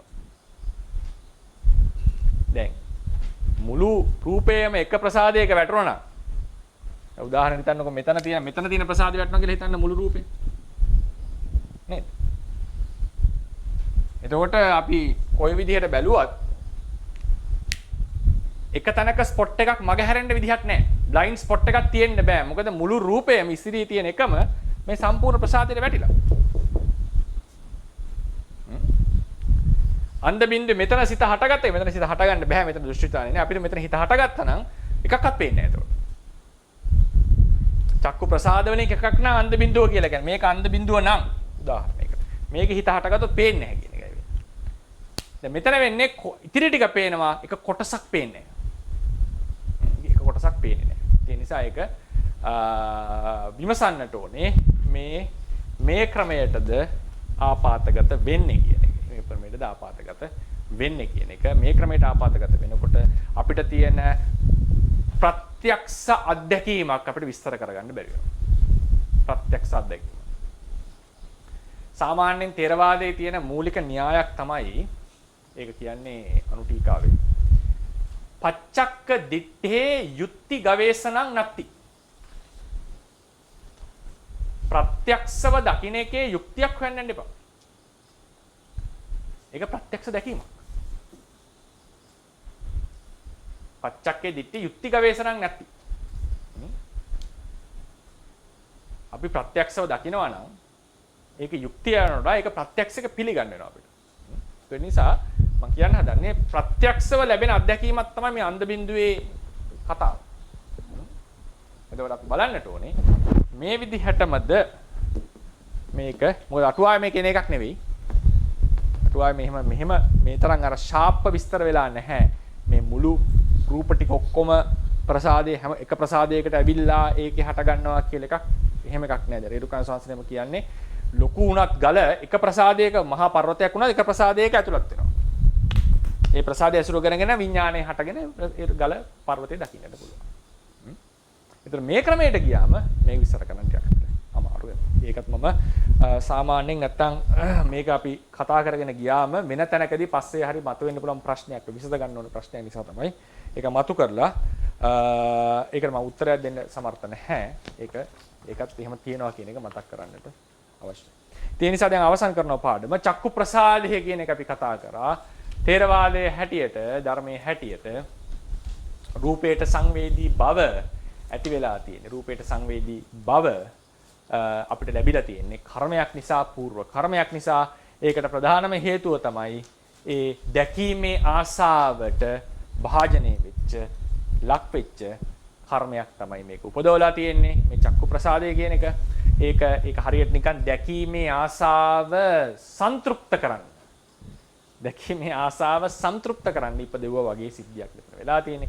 ඒ ප්‍රසාදේ හටගන්නේ කලාපවල සන්තතියක් පවතින පරම්පරාව ඒක සන්තතියක් එක ජීවිතයක ඇති කරන එක කර්මයක් විසින් ඊළඟට මේ චක්ෂුව තේරවාදයේ හැටියට ඒක රූපේ ගැටෙන්නේ අසම්ප්‍රාප්තව දුර ඉඳලා ඒ චක්ෂු ප්‍රසාදේ තමයි චක්ෂුරු විඥානය හටගන්නේ ඊට පස්සේ ඒ චක්කු ප්‍රසාදය සමහර ආත්මවලදී ජීවිතවලදී ඒ දැකීමේ කැමැත්තට අදාළ දේවල් යටපත් වෙනකොට ඒක නොලැබී යන අවස්ථා තියෙනවා ඊට පස්සේ ওই විදිහේ කියන මාතෘකා ටිකත් අපි කතා කරේ එතනදී අපි දැනගන්න ඒක සහ ප්‍රසාද චක්ෂු සහ මාංශ චක්ෂු කියන දෙකේ වෙනසත් අපි සාකච්ඡා කරන්නට යෙදුණා.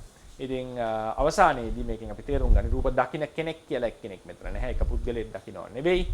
චක්කු ප්‍රසාදයේ තිබුණ නැත්නම් කැමති වුණත් නැත්ත් රූප දකින්නට හැකියාවක් නැහැ. චක්කු ප්‍රසාදයේ ඇතිනම් කැමති වුණත් නැත්ත් ඉස්තිරියට ආපු රූප ටික පේනවා. දැන් උදාහරණයකට සමහරවල් අපි හිතමුකෝ නිදාගෙන නැගිට වෙලා කවුරු හැමෝම මූණ හැම ටිකක් සවුත් වෙච්ච වෙලාව අපි කැමති නැහැ කවුරුත් දකින්නට ඒක. හැබැයි දැක්කම උනත් අකමැති වුණත් වෙන කෙනෙක්ගේ චක්කු ප්‍රසාද ඉස්සරහට ගියොත් මේක පේනවා. නේද? අපි අකමැති රූප දකින්න කැමති නැහැ. නමුත් අකමැති රූපයක් අපි ඉදිරියට ආවොත් ඒක පේනවා. හතුරෙක්ගේ රූපයක් දකින්න කැමති නැහැ. නමුත් හතුරෙක් ඉස්සරහට ආවොත් ඒක පේනවා. ඊට පස්සේ අපි අකමැති අප්‍රසන්න මොනවා හරි සතෙක් ඉන්නවා. ඒ සතා අපි දකින්න කැමති නැහැ. අපිට පිළිකුලයි. නමුත් එයා ආවොත් ඒ සතා ආවොත් අපිට ඒ රූපේ පේනවා. ඒ නිසා මේ චක්කු ප්‍රසාදය කියන එක වසඟේ පවත්වන්න පුළුවන් ගන්න නෙවෙයි. හරියට කණ්ණාඩියක් වගේ. කණ්ණාඩි ඉදිරියට නැ හැම රූපයකම ඡායාව වැටෙනවා වගේ. චක්කු ප්‍රසාදයේ සංවේදී වෙන රූප. ඒ සංවේදී වෙන වර්ණයේ තියෙන රූප මේක ඉදිරියට ආම ඒකේ වැටෙනවා චක්කු විඥානේ හට ගන්නවා මේ විදිහට අපි ඒ දර්ශනය සිද්ධ වෙනවා. ඒක තමයි අද කියන්නට තියෙන මාතෘකාව.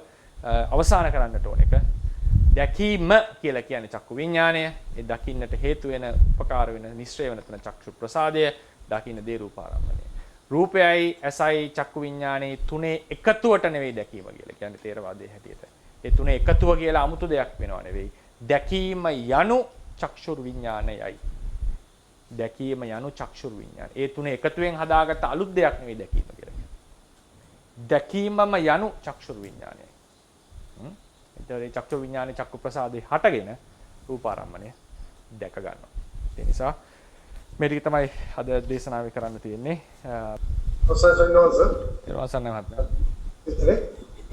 සොයිනෝසර් රූප ලෝකේ රූප ධෛර්යය කියන එක ප්‍රකාශ වුණා. එතකොට සිතට එනවා. එතකොට නාම රූප කියන එක ඒතර ඇති වෙනවා. එහෙම වුණොත් එතන තියෙන නාම රූප වල තියෙන චිත්ත රූපද කියන එක රූප නෑ නාම විතරයි. නාම විතරයි තියෙන්නේ. එතකොට සොයිනෝසර් කියවෙනවා මේ පටික සම්පස්සය අධිවචන සම්පස්සය කියලා දෙකම තියෙන්න ඕනේ. සම්පූර්ණ නාම රූප ඇති වෙන්න එමුණත් රූපයෙන් තොරව නාම ඇති වෙන්න පුළුවන්. රූපයෙන් තොරව නාම. ඒක ඉතින් පොට්ටපාද සූත්‍රයේ බුදුරජාණන් දේශනා කරපු එකනේ මේ. පොට්ටපාද පරිබ්‍රාජකතුමා අහනවා ප්‍රශ්නේ පොට්ටපාද සූත්‍රයේ. ඉස්සෙල්ලාම අහන්නේ මේ සාමාන්‍යයෙන් අහවල් මොකද්ද සත්වයෝ ගැන. සාමාන්‍ය මේ සත්වයෝ ගැන අහුවම උන්වහන්සේ කියනවා එහෙම සත්වයෝ ඉන්නවා. ඊළඟට දෙවෙනියට ප්‍රශ්නේ අහනවා මම සූත්‍රයට යන්න අතට පැහැදිලි කතාව. දෙවෙනියට අහනවා මනෝමය ඉන්න සත්වයෝ ඉන්නවා. මනෝමය කියලා කියන්නේ සියුම් රූපයක් තියෙන මනස අනුව වෙනස් වෙන රූපේ වෙනස් කරන්න පුළුවන් සියුම් සත්වයෝ ඉන්නවද කියලා අහනවා. ඊට පස්සේ කියනවා පොට්ටපාදේ එහෙම සත්වයොත් ඉන්නවා. ඊට පස්සේ තුන්වෙනියට කියනවා කිසිදු රූපයක් නැති සත්වයෝ ඉන්නවද? අරූපී සත්වයෝ ඉන්නවද? ඔව් අරූපී සත්වයෝ කියලා කොට්ටාසයකුත් ඉන්නවා. ඊට පස්සේ අරූපී සත්ව කොට්ටාසය ඒ කියන්නේ මෙහෙම නෙන්නේ. තිට්ඨතේව සායං පොට්ටපාද ඕලාරිකෝ අත්තා රූපී චතු මහා භූතිකෝ. සතර මහා ධාතුන්ගෙන් හැදිච්ච රූපීමය වූ ඕලාරික ආත්ම භාවයක් තියෙනවා. පොට්ටපාද සූත්‍රය පිටුව 173 මේ සීලකන්දේ. කබලීකාර ආහාර බක්ඛෝ මේ ආහාර අනුභව කරන සත්ව කොට්ටාසයක් ඉන්නවා. තිට්ඨතේ පොට්ටපාද. ඊට පස්සේ දේශනා කරනවා ඊළඟ ඡේදෙදී තිට්ඨතේව සායම් පොට්ටපාද මනෝමයෝ අත්තෝ සබ්බ පච්චංගි අහීනින්ද්‍රියෝ. ඒ වගේම මනෝමය ආත්ම භාවයක් ඇති. ඒ කියන්නේ ආහාර අනුභව කරන්නේ නැති රළු කයක් නැති කියන එකයි මේ අදහස් කරන්නේ. මනෝමය මනස අනුව වෙනස් කරගත හැකි ආත්ම භාව තියෙන සත්වයෝ ඉන්නවා. ඒ කියන්නේ විශේෂයෙන් බ්‍රහ්මයෝ ගැන. ඊට පස්සේ එනවා අරූපී තිට්ඨතේ ආරාමත් අරූපී අත්තා සංඥාමය. එතන අරූපී කියලා කියන්නේ රූපයක් නැති කියන අර්ථය. එතකොට රළු කයක් තියන අය ඉන්නවා, සියුම් කයක් තියන අය ඉන්නවා, මනෝමය කියලා කට්ටියක්. එහෙමවත් නොවන අරූපී කියලා සත්ව කොටාසයක් ඉන්නවා. එතකොට මේ තමයි අරූපී ලෝකය ගැන දේශනා කරපු ප්‍රධානම සූත්‍රයක්. ඒ නිසා මේ වගේ සූත්‍ර හේතු කරගෙන අපි සාමාන්‍යයෙන් ඒ කියන්නේ පටිච්චසමුප්පාදය ආදී හිඳිනකොට නාම එතන ගන්නේ නාමයේ පමණයි. නාමපච්චයා චට්ඨායතන. 6 වෙනි ආයතනය තමයි ඇහෙන්නේ. ඒතර අදිවසන සම්පස්සේ මනෝ සම්පස්සේ කියන එක උතනින් මොකක්ද ඒකෙන් අදහස් කරේ මහත්මයා? එතන ස්වාමීන් වහන්සේ කියන්නේ පටික සම්පස්ය සහ දේවචන සම්පස්ය දෙකම ඇතිලා තමයි නාම රූප තියෙන්නේ කියලා මහලා තියෙනවා. ආහා ඔය කියන්නේ අර මේ වෙන සූත්‍රයක් නේද? හරි. ඊට නලකලාපි සූත්‍රෙත් තියෙනවානේ නාම රූප පච්චයා විඥානං විඥාන පච්චයා නාම රූපං කියලා. එතකොට අපි ගන්නේ පංචවෝකාර භවය. ඒ ඔක්කොම නාම රූප දෙක අත ගන්නවා කියන තැන ගන්නේ පංචවෝකාර භවය. ඒ කියන්නේ අරූප ලෝකයේ අසංඥ සත්‍යය අතහැරලා. අසංඥ සත්‍යයේ සිත නැති රූපයක් පමණක් තියෙන එක අපිට හමු වෙන තැන තමයි දසුත්තර සූත්‍රය. එතනදී දේශනා කරනවා අත්ති ආවුසෝ සත්තා අරූප අසංඥිනෝ අවේදිනෝ සංඥාවක් වේදනාවක් නැති සත්වය කොටාසයක් ඉන්නවා. අසංඥ සත්තා. අසංඥ සත්වය ගැන. ඊට පස්සේ ඕක තවත් නිදාන සූත්‍ර පාළියේ එහෙමත් නිදාන මහා නිදාන සූත්‍රයේ එහෙමත් ඒක පැහැදිලි වෙනවා. ඉතින් ඒ නිසා ඒ වගේ තැන් වලින් ඒක නිසා දැන් යම් තැනක නාම රූප ගැන කතා කරනවා නම් නාම රූප තියෙන්නට ඕනේ විඥානය නිසා හට ගන්නවා ආදී ලෙස කතා කරනකොට මේ හැමතැනම අපි අර්ථකථනය කරන්නේ තේරවාදයේ මේක පංචවෝකාර භවයට සීමිත කරලා මේක අරූප ලෝකයටයි අසංඥ සත්‍යයට අපි අතුලත් කරගන්නේ නැහැ. හැබැයි අරූප ලෝකයේ අසංඥ සත්‍යය කියන එක පසු කාලේ ඇතිවෙච්ච දෙයක්ද නෑ සූත්‍රවලම තියෙන කරුණු දෙකක්. ඒතරේ නාම රූප දෙක ගන්න අපි පංචවෝකාර භවයට. තේරුසයිමයි ස්වාමීන් වහන්සේ අපි චන්දිකා ස්වාමීන් වහන්සේ දැන් මේ චක්කු ප්‍රසාදයේ ඇතිවෙන්නේ දැකීමේ ආශාව සහිත කර්මයක් යටත් වීම නිසානේ. ඒතර චක්කු ප්‍රසාද රූපේ ඇති වෙන්නේ ප්‍රතිසන්දිය කියලා දින 70 77 වගේ. එතකොට මේ ඥානක කර්මේ නැතුව වෙනත් කර්මයක් එතෙන්ට හේතු වෙන්න පුළුවන්ද? ඒක දැන් සමහර ආචාර්යවරු කියනවා එහෙම පුළුවන් කියලා. ඒ කියන්නේ ස්ථිර නිගමනයක් නැහැ. සමහර විසුද්ධි මාර්ග ටීකාවෙම කියනවා එහෙම ජන කර්මෙම ඇති වෙනවා කියලා. ඉතින් ඒක මේ මත දෙකක් තියෙන එකක්. ස්ථිර නැහැ ඒක. ඒ ස්වාමීන් වහන්සේ පුංචි ප්‍රශ්නයක් තියෙනවා වැදගත් නෙවෙයි දන්නේ නැහැ. ස්වාමීන් වහන්සේ පුරාණ අටුවාව සහ පාලි අටුවාව කියන එකේ වෙනස මොකද්ද? ඒක අදාළ නම් විතරක් පොඩ්ඩක් කියලා දෙන්න පුළුවන්ද? පුරාණ අටුවාව කියලා කියන්නේ මිහිඳු මහරහතන් වහන්සේ ගෙන ආපු අටුවාව. පුරාණ අටුවා වර්ග දෙකක් තියෙනවා. පුරාණ පාලි අටුවාව, පුරාණ සිංහල අටුවාව. පුරාණ පාලි අටුවාව කියලා කියන්නේ මිහිඳු මහරහතන් වහන්සේ ගෙන ආපු අටුවාව. ඒක පරිවර්තනය වුණා සිංහලට. පසු කාලේදී. ඊට පස්සේ ඒක ආපහු බුද්ධඝෝෂ වහන්සේ ආදී අටුවාචාර්යන් වහන්සේලා ආයෙ පාලියට පරිවර්තනය කරා. ඉතින් ඒ රිෆර් කරු පරිවර්තනය කරු පොත තමයි පුරාණ අටුවාව. ඒතර ඒ පුරාණ අටුවාවේ තිබිච්ච සමහර තැන් ඇතැම් ඊටාම සැලකිය යුතු පොඩි තැන් ප්‍රමාණයක් ලොකු නෙවෙයි පොඩි තැන් ප්‍රමාණයක් උන්වහන්සේ කියනවා උන්වහන්සේ පොඩ්ඩක් කියනවා මේක සුදුසු නැහැ කියලා වෙනස් කරපු තැන් තියෙනවා. ඒක තමයි පුරාණ අටුවාව. ඒ ස්වාමීන් වහන්සේ ඒතෝරේ අටුවා යෙවිලා තියෙන දැන් සාමාන්‍යයෙන් බුදුරජාණන් වහන්සේ දේශනා කළා තියෙන්නේ හිත කියන්නේ ලහු පරිවර්තන කියන විදිහනේ. ඒ එහා ඊට පස්සේ තියෙන සිතේ ආයශය ගැන වගේ දේවල් සියල්ල ඒ අටුවාවලද සඳහන් වෙලා තියෙන නිසා සමහර ඒවා දැන් උදාහරණ මිලින්ද ප්‍රශ්න එහෙම තියෙනවා සිතේ ආයශය ගැන විස්තර කර උපමාවක්. ඉතින් අටුවාවල වුණත් මේ ස්ථිර ගාණක් කියලා නැහැ. ඒ කියන්නේ දල වශයෙන් තමයි පසු කාලන පොත්වල කියනවා කෝටි ලක්ෂයක් වගේ සංඛ්‍යාවම කියලා තියෙනවා. නමුත් අටුවාවල මෙච්චර ප්‍රමාණයක් කියලා ස්ථිර ගණන් කියලා නැහැ කොයිවත්. අසුරුසනක් ගන්නකොට මෙච්චර සිත්. ආයතන සම්මිලසේ චිත්ත වීති වගේ දේවල් ඒ වගේ අර බුදුරජාණන් වහන්සේගේ මොයින්ම පිටේ කියලා නෙවෙයි පසු ඒවා පැහැදිලි කරන්න හැදිච්ච දේවල් මෙහෙමයි චිත්ත වීතිය ගත්තොත් එහෙම ඒක ප ဋ ාණ ප්‍රකරණයයි විභංග ප්‍රකරණයයි ධම්මසංගණී ප්‍රකරණයයි කියන ප්‍රකරණ තුනේ තියෙන තොරතුරු එකතු කරලා ගත්ත විවරණයක්. එහෙම නැත්නම් ඒක මේ අලුත්ම එකක් නෙවෙයි.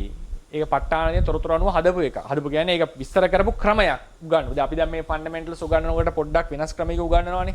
ඒ වගේ ඊට වඩා ලොකු දෙයක් ඒ කරලා තියෙන්නේ. මේ වගේ එකක් නෙවෙයි. ඒ කියන්නේ තියෙන තොරතුරු අනුව උන්වහන්සේලා මෙකැනිසම් එක පෙන්නනවා.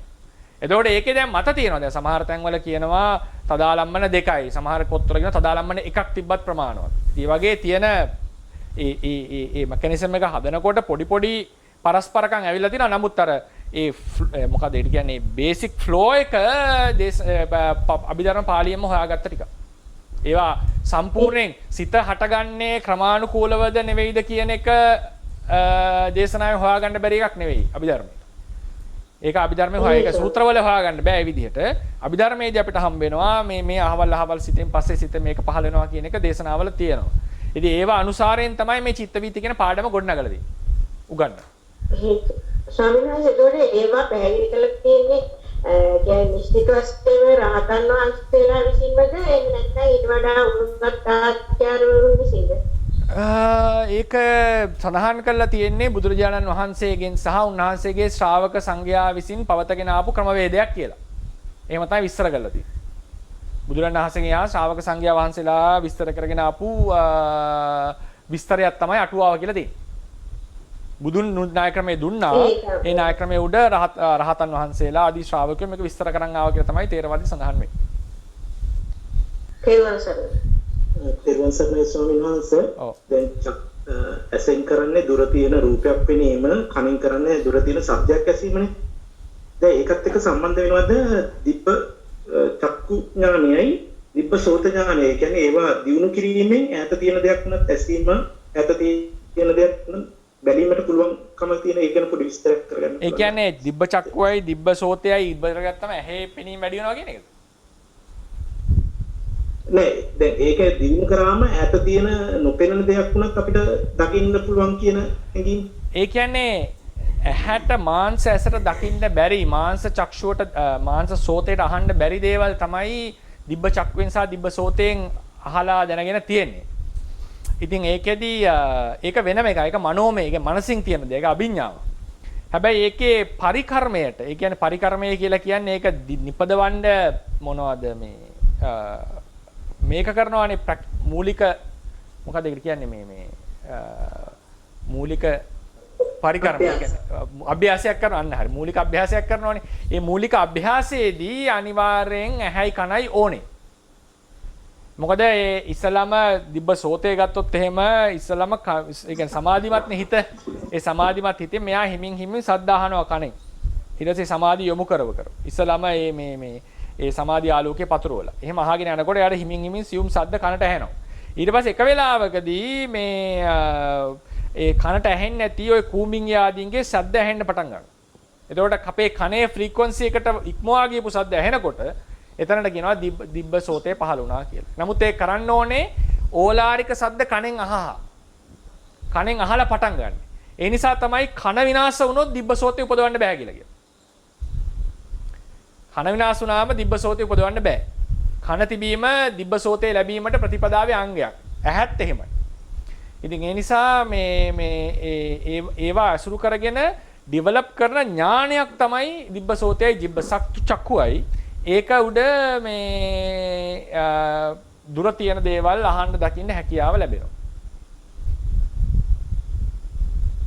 ඒ කියන්නේ දැන් ඈත තියෙන දේවල්, දුරේ ශබ්ද සහ දුර තියෙන රූප සියුම් රූප, දුර තියෙන ශබ්ද සියුම් ශබ්ද. ඔය දෙකම තමයි ඔය දිබ්බ චක්කුවෙන් සහ දිබ්බ සෝතෙන් මේවා කරන්නේ. තෙරුවන් සරණයි. තෙරුවන් සරණයි මහත්තයා. සනස මේ අර පොඩි ප්‍රශ්න දෙකක් වගේ තියෙනවා. මේකක් දැන් අර ඔබ වහන්සේ අර මේ ඇසේ ඒ ප්‍රසාදයේ පිහිකීම ගැන කතා කරනකොට ඔව් කුණු හිසක ප්‍රමාණය සහ මම මුලින් තේරුම් අරන් හිටියේ මේ මුං පියල්ලක හැඩය කියලා සම්පූර්ණ. මුං පියල්ලක අරදේක හැඩය එහෙම නෙමෙයි දෙක ස්නාන් වෙලා තියෙන්නේ. මුං ප්‍රමාණය ගන්න නෙමෙයි මුං පියල්ලේ නේ සාමාන්‍ය. මුං පියල්ලේ ප්‍රමාණය තමයි තියෙන්නේ දීලා. ප්‍රමාණය හැඩය නෙමෙයි. පමානතෝ මුග්ග විදල්ල මත්තා ප්‍රමාණතෝ ප්‍රමාණය. දෙකත් ඒ මත දෙක තියෙන්නේ. එකක් තියෙන්නේ උන්න ඌකාසිර මත්තන් මුග්ග විද්දල මත්තන්. දැන් දෙක. වයිකසන අනිත් එක මේ දැන් අපි දැන් ඡායාව ඇහි වැටිලා චක්කු විඥානය හට නොගෙන ඉන්න පුළුවන් සමහරවිට. පුළුවන්. තියෙන්න පුළුවන්. පුළුවන්. වෙන්න පුළුවන්. දැන් අපි සාමාන්‍යයෙන් අපි යමක් දකිනකොට අපිට ඒකට අපේ දැනුම ඇති වෙන්නේ හුඟක් වෙලාවට බොහොම සුළු ප්‍රමාණයකට විතරයි. දැන් කියන්නේ ඇහැට දැකලා නිකන් අපි කවුරුහරි ඉස්සරහින් ගියොත් අපි ඒක හඳුනා ගන්න නැති අවස්ථාවල වොන්තරන් තියෙනවා. මම හිතුවේ එහෙම වෙන්න පුළුවන් නේ සර්. පුළුවන්. ඒ කියන්නේ පරසරණ ඇහි පතිත වෙනවා. නමුත් විඥානේ පහළ වෙන්නේ නැහැ. ඒක එහෙමත් එහෙමත් ඒ වගේ අර චලාවට යන ඒවා අපි විස්තර කරන්නේ විඥානේ පහළ වෙනවා. නමුත් ඒවට කියන්නේ පරිත්තාරම්මන වීති පහළ වෙනවා. සෝරි. පරිත්තාරම්මන වීතියක් පහළ වෙනවා කියලා. ඒ කියන්නේ චිත්ත දැන් ඇහැට පහළ වෙන හැම එකක්ම පේන්නේ නැහැ. ඒක පළවෙනි න්‍යාය. ඒ පේනේවා අතරිනුත් ලාවට පේනවා ප්‍රකටව පේනවා කියලා වෙනසක් තියෙනවා. එතකොට මේ ඒකෙන් ඔය ඇහැට ඉස්සරහින් ගියාදෝ නැද්දෝ වගේ නිකන් අර ඡායාවල් ඒක සමහරලාට පරිත්තාරම්මන වීතියක් කියලා කියන්නේ. ඒ කියන්නේ මේ චිත්ත වීතිය පරිපූර්ණ නැහැ. සිත් කීපයක් ඇතුළේ නතර වෙනවා. අනිවාර්යයෙන්ම දැන් ඒ ඇහැට ඡායාව වැටිලා ඇයි විඥානේ පහළ නොවෙන්නේ මොකක්ද හේතුවක් තියෙනවා? ඒකට හේතුව තමයි ගොඩාක් තැන් වලට දැන් ඇහැට පහළ වෙනකොටම කයටත් ස්පර්ශ වෙනවනේ මේක. දැන් උදාහරණයකට. එතකොට එක සිතක් පහළ වෙන එකපාර එක සිතයිනේ පහළ වෙන්නේ. ඒ නිසා ඒකයි ඒක ගොඩාක් ස්පර්ශ වෙවි තියෙන හැමතිස්සෙම. ඒ නිසා තමයි එකපාර එකක් පහළ වෙන්නේ. ඒක පහළ වෙන ඉන්ටෙන්සිටිය බලපානවා. ප්‍රබල එකක් නම් දැන් කොච්චර අපි අවධානයෙන් කියවගෙන හිටියත් එකපාරට ඇවිල්ලා කූඹියක් කෑවොත් එහෙම අපි දැනනවා අපිට. ගිනි පෙනෙල්ලක් ගිනි කුප්පුරක් එහෙම කවුරු හරි ඇවිල්ලා අපි පිටර දැම්මොත් එහෙම දැනනවා ටක් ගාලේ. ඒක සැර වැඩි. ඒ වගේ තමයි කියන්නේ ධානයේ ඉන්නකොටත් අර ප්‍රබල සද්දයක් කියමහොත් නැගිටිනවා. ඉතින් ඒ වගේ වර්ජණයෙන් ගන්න එක තමයි ඉන්නේ. ඒ කියන්නේ ආරම්මණයයි ඒ කියන්නේ ඉන්ටෙන්සිටි එක කියලා කියන ආරම්මණයේ ඉන්ටෙන්සිටි වැඩි නම් මෙයා මේ තියෙන process එක ඉන්ටරප්ට් කරනවා. හොඳට. අතරමැද වුණොත් ඉන්ටරප්ට් කියන්නේ අතරමැද වුණොත් එයාට බලපෑමක් ඇති කරන්න පුළුවන්. එහෙමයි. ඒකට සම්බන්ධ සාරද ඒකට මොකක් හරි වීතියක් හැදිලා වීතිය සම්පූර්ණ නොවි අතරමඟ කරන්න පුළුවන්. නෑ. එතකොට වීතිය අතරතුරේදී මෙයා ඉන්ටරප්ට් කරනවා. ඊට පස්සේ නැත්තම් නැවත ඒ වගේ වීතිනේ යන්න තිබුණේ. ඒක කැඩෙනවා. ඒ කියන්නේ මැදදී ස්ටොප් වෙන්නේ නැහැ. ඒක වෙනව නම් වෙන්නේ ධානා වීතියක විතරයි. ධානා වීතියක විතරයි. මොකද ධානා වීතිය කියන එක හේතුව ධාන හිත හටගන්නේ වීතිය පල්ලෙහාට වැටෙනකොට. ඒ කියන්නේ වීතියේ බලය නැති වෙනකොට තමයි ධාන හිත හටගන්නේ. ධාන හිත කියලා කියන්නේ වීතිය පතණය වෙන ඕකාශයේ පහළ වෙන එක. ඒ සමාපත්තිය. ඉතින් ඒක ඕනලාක ඉන්ටරප්ට් වෙලා බින්දෙන්න පුළුවන්. සහ ඒක මේ බොහෝ සිත් පහළ වෙනවා දිගින් දිගට. ඒ හැර අනිත් තැන්වල ජවන 6න් ජවන 5න් එහෙම නවත්තන ජවන 4න් 5න් නතර වෙනවා කියලා එකක් නැහැ. හැබැයි අර මේ අවසාන චිත්ත වීති වල ජවන ගන්න අඩු වෙනවා නේද? ඔව් ඒක මරණාසන්නදී 5ක් වෙනවා. ඊට පස්සේ ලෙඩ වෙච්ච වෙලාවට වගේ කියන්නේ ගොඩාක් අසනීප වෙච්ච අමාරු වෙච්ච වෙලාවලට කායට 6ක් වෙනවා. ඊට පස්සේ සමහරලාට ඔය ඉරිදි ප්‍රාතිහාරයෙන් පානකොට 5ක් 4ක් වෙනවා. ඒ වගේ අවස්ථා තියෙනවා ජවන නියමයේ කියලා. ඒකේ අනුව වෙනස් වෙනවා ඒක. ස්වාමීනාස මම මේ අර මේපල් කතා කරේ. හරි. ස්වාමීනාස මේ අර සසම්බාර චක්කුව තුල සුදුස් සම්බාරයකින් සමන්විත වෙනවා කියලා සමහර පොත්වල තියෙනවා ස්වාමීනාස. මොකක්ද වචනේ? සුදුස් ඒ කියන්නේ සම්මස 14ක් නේද? සුදුස් සම්භාරයක්. ඉතින් සුදුස් සම්මස දැන් එතන අර අලුතෙන් එකතු වෙන හතරට භාව කාය දෙක නම් අපිට සාමාන්‍යයෙන් දෙනවා සම්භව සංතාන හරි ගණ්ඨාන වගේ වචන දෙකක් තියෙන සමහර සාධම පිළිතුරක් බලාපොරොත්තු වෙන සමහර පොඩ්ඩක් වෙලාවදී අපිට ඒක මොකක්ද කියලා වෙන දවස්කාරී කමන්න ගන්නවා සම්භව සංතාන කියලා එක තැනක තිබුණා එක තැනක ගණ්ඨානත් කියලා දුන්න මම හිතන්නේ ඒක ප්‍රින්ටින් මිස්ටේක් එකක් වෙන්නේ නැති සංතාන වෙන්න ඕන සමිනාස මේ ඒකෙන් අදහස් කළා තියෙන්නේ ඔව් ඒ කියන්නේ මේ දැන් ඒ වාක්‍ය චක්කුව ඇතුළේ තියෙන සසම්බාර චක්කුව පඨවි ආපෝ තේජෝ වායෝ වන්න ගන්ධ රස ඕජා සම්භව සංතාන ජීවිත භාව කාය චක්කු කියන 14න් සමන්විත වෙනවා කියලා දෙනවා ඊට පස්සේ කම්මචිත්ත ආහාර වලට ඒක ගලපලා සුසාලිසක් වෙනවා කියලා තියෙනවා සුසාලිස කියන්නේ සුසාලිස කියන්නේ 44 වෙනි පොඩ්ඩක් අසයන් සම්මාසයකට පොඩි අදහසක් අදම අවශ්‍ය නැහැ පොඩ්ඩක් හොයලා හරි බලන්න මොකද මොන පොතේ තිබුණේ සාමාන්‍යයෙන් මේ ඊ වගේම තමයි අභිධර්ම ප්‍රදීපිකාවේ තියෙන්නේ සම්භව රූපය කියලා ගැන කතා කරනවා අබේගිරිය. ඒ සම්භව රූපය තේරවාදීන් ආපෝ වල සංග්‍රහ කරන්නේ. සම්භව රූපය කියන එක සාමාන්‍යයෙන් අරන් තියෙන්නේ ශුක්‍ර ධාතුව කියන. ඒක සම්භව රූපයේ ඉස්සරන් තියෙන්නේ. මෙතන වෙන එකක් ගන්නවත් තියෙනවා. සන්ටහාන කියලා මට එකපාර හිතා ගන්න බෑ බලන්න මම බලන්න උත්සාහ කළා මොකක්ද ස්වාමීන් වහන්සේ දැන් හැමතිස්සෙම මේ දැන් රූපාරම්මනේ ආයුෂයි එතකොට ප්‍රසාද රූපේ ආයුෂයි දෙකම සමාන වෙන්න කියලා එහෙම එකක් තියෙනවද? එහෙම තමයි සාමාන්‍ය උගන්වන්නේ. එහෙම තමයි සාමාන්‍ය උගන්වන්නේ. ඉතින් සමහර ආචාර්යවරු කියනවා ඒක අවශ්‍ය නැහැ කියලා. ඒක අමන්දායුෂ්ක මන්දායුෂ්ක කියලා ඔය බෙදනවනේ. මේ චක්කු ප්‍රසාදය රූපාරම්මණය එක නේද? ඒක සාමාන්‍ය කියන්නේ අතීත භවංගයයි චක්කු ප්‍රසාදය රූපාරම්මණය තුනම එකපාර හට ගන්න ඕනේ. ඒක උගන්වන ක්‍රමය සාමාන්‍ය. නමුත් ඒක අනිවාර්ය අංගයක් නෙවෙයි ලෙස දක්වලා තියෙනවා. ඉතින් දැන් උදාහරණයකට ගත්තොත් එහෙම බ්‍රහ්මයන්ගේ අතිමහන්තාරම්මන වීතිය ඇති වෙනකොට චක්කු ප්‍රසාදය ඉතිරි වෙලා තියෙනකොටම වීතිය නතර වෙනවා. තදාලම්මන පහළ වීමක් නැහෙනේ. ඒ වගේ තියෙනවා මේ ඒකේ වෙනස්කම්. ඊට පස්සේ ඒක සමහර දැන් සමහර වෙලාවලට අපි විස්තර කරන්නේ ඒක අවශ්‍ය රූපාරම්මණය බිඳෙනකන් බිඳෙනවත් එක්කම මේක බිඳෙන්න ඕනේ නැත්නම් වීති වල ප්‍රශ්නයක් වෙනවා ආදී ලෙස තියෙනවා. ඔතන වීති නියමය කියලා මාතෘකාවකට එන්න ඕනේ. ඉතින් මේ වීති නියමය කියන එක විස්තර වෙන්නට ඕනේ. දැනට මම කියන්නම් ඒක එදාට අපි කතා කරපු දීර්ඝව මේ දැනට කියන්න තියෙන්නේ ඒක රසවත් දෙයක්. මේ සාමාන්‍යයෙන් චක්කු ප්‍රසාදයයි ගැටෙන රූපාරම්මණයයි දෙකම එක වෙලාවේ හටගත්ත දෙකක් තමයි ගැටෙනවා කියලා කියලා තියෙනවා. වස්තු රූපය ඇසුරු කරගෙන ප්‍රතිසන්දිසිත සහ පළවෙනි භවංගයක් වෙන වෙලාවේදී හරි කර්මජ රූප නිසා අනුචිත්තක්ෂණයක් පාසා හදේ ඇති වෙනවා නම් ඒතර පළවෙනි භවංගය නිස්සය කරගන්නේ කුමක්ද කියලා ඕක අපි මහත දිගටම හිටියා නේද පන්තිවල? ඒ කියන්නේ මුල් ටික අහුවද? මම දුන්නා නේද රූපේ ආයුෂය පිළිබඳව මත දෙක තුනක්. ඒකේ කිව්වා මතකද නැහැ. මූල ටීකා මතය සහ පාලි අටුවා මතය පුරාණ අටුවා මතය කියලා. හැම අනුචිත්තක්ෂණයෙම කර්මජ රූප හට ගන්නවා නේ. ඒ උදාහරණයකට පටිසන්ධි හිත මේක නම් භවංග හිත.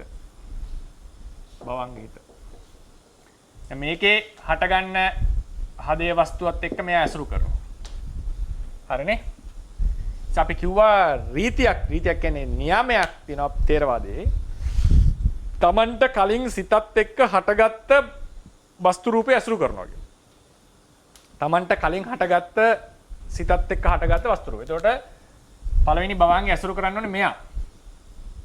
මොකද රූපය ප්‍රබල තිතික්ෂණයේදී උපාදක්ෂණයේදී නේ. මොකද රූපයට ලැබෙන ප්‍රත්‍ය ටික හොඳට පරිපූර්ණව ලැබිලා තියෙන තිතික්ෂණයේදී.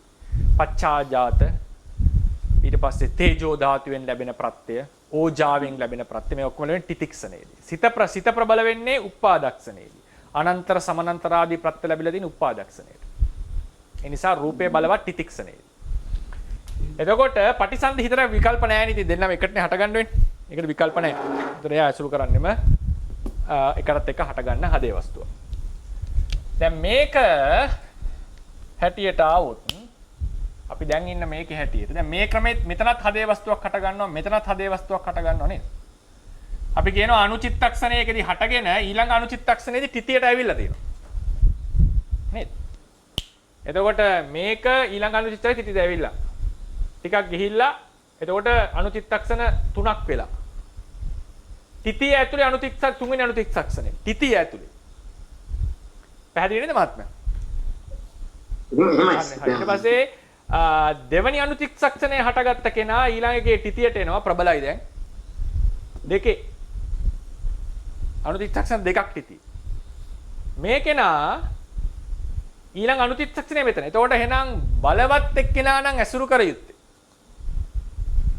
මොහු ඇසුරු කරන්නේ සුදුසු මෙයා. මෙයා නෙමෙයි. මෙයාට ඉතින් විකල්පයක් නැහැ. වයස ගන්න මෙයා. එතකොට කලින් මෙහෙමයි තියන්නේ මතය. කලින් චිත්තක්ෂණය සමග හටගත්ත හදේ වස්තුව ඇසුරු කරයි. කලින් චිත්තක්ෂණය සමග හටගත්ත. එයත් එක්ක හටගත්ත. එහි උපාදයට එක්ක හටගත්ත. මේ තමයි අටුවා ක්‍රමයෙන් ගියාම විසඳ ගන්න බැරි ප්‍රශ්නයක්. මූල ටීකාව මොකද කියන්නේ? පටිසන්ධි භවංග යනකොට චිත්තක්ෂණ දෙකයි සිතට. තුනක් නැහැ. අනුචිත්තක්ෂණ දෙකයි එක සිතට. රූපයට චිත්තක්ෂණ 16යි. රූපය හටගන්න අනුචිත්තක්ෂණ දෙකක්. මුළු චිත්තක්ෂණයක් වැය වෙනවා. හරිනේ? මුළු චිත්තක්ෂණයක් වැය. හදේ වස්තුව හටගන්නේ මෙතන. දෙකම වෙන. ඒක වෙනස් උපාදයක් තියෙනවා. ඊළඟ එක නම් මෙතන. හරිනේ?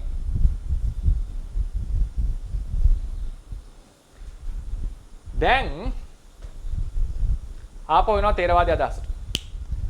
Tamanට කලින් සිතත් සමග හටගත්ත හදේ වස්තුව ඇසුරු කරනවා. ඒ වගේම මූල ටීකාවේ කියනවා සිතේ භංගක්ෂණේදී රූප උපදින්නේ නැත. ඔය තව ප්‍රධාන නියමයක්. ඒක මම කතා කරේ නෑ. සිතේ භංගක්ෂණේදී රූප උපදින්නේ නැත. උපදිනුවේ උපාදක්ෂණ වල පමණි. කර්මජ රූපව. ඒ මූල ටීකාව. ඒක ප්‍රතිෂේධ කරන්නේ අනිත් ආචාර්යවරු ඒක චිත්තද රූප වලට විතරයි කියලා. මූල ටීකා මතය සියලු රූප හටගනුවේ සිතේ උපාදක්ෂණේදී පමණි. සියලු රූප නිරුද්ධ වනුයේ සිතේ භංගක්ෂණේදී පමණි. ඒකට යමක පාඨයේ ගේන්නේ. ඒ යමක පාඨයේ ගැනීම කොතරම් සාර්ථකද කියන එක ප්‍රශ්නකාරී.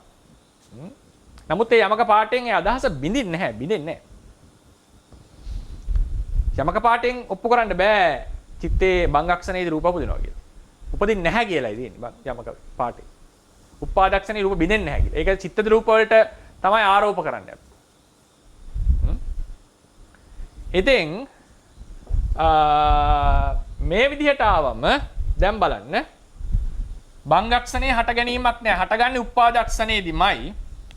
හැබැයි මුළු චිත්තක්ෂ අනුචිත්තක්ෂණ දෙකක්ම වැය වෙනවා යාට. එහෙම කියන්නේ. දැන් අර නීතියක් තියෙනවනේ. මොකද්ද? තේරවාදයේ තියෙන ප්‍රධාන නීතියක්. කලින් සිතේ සමග හටගත්ත කලින් සිතේ උපාදයට සමග හටගත්ත රූපයක් තමයි ඇසුරු කරන්නේ. දැන් මෙයා ඇසුරු කරන්නේ මේක.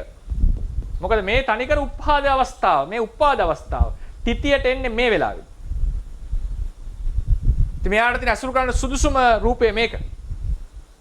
මේ සිතට ඇසුරු කරන්න සුදුසුම රූපයත් කලින් සිතේ උපාදයේ සමග හටගත්ත රූපය. මොකද බංගේ රූපයක් හටගෙන නැහැ.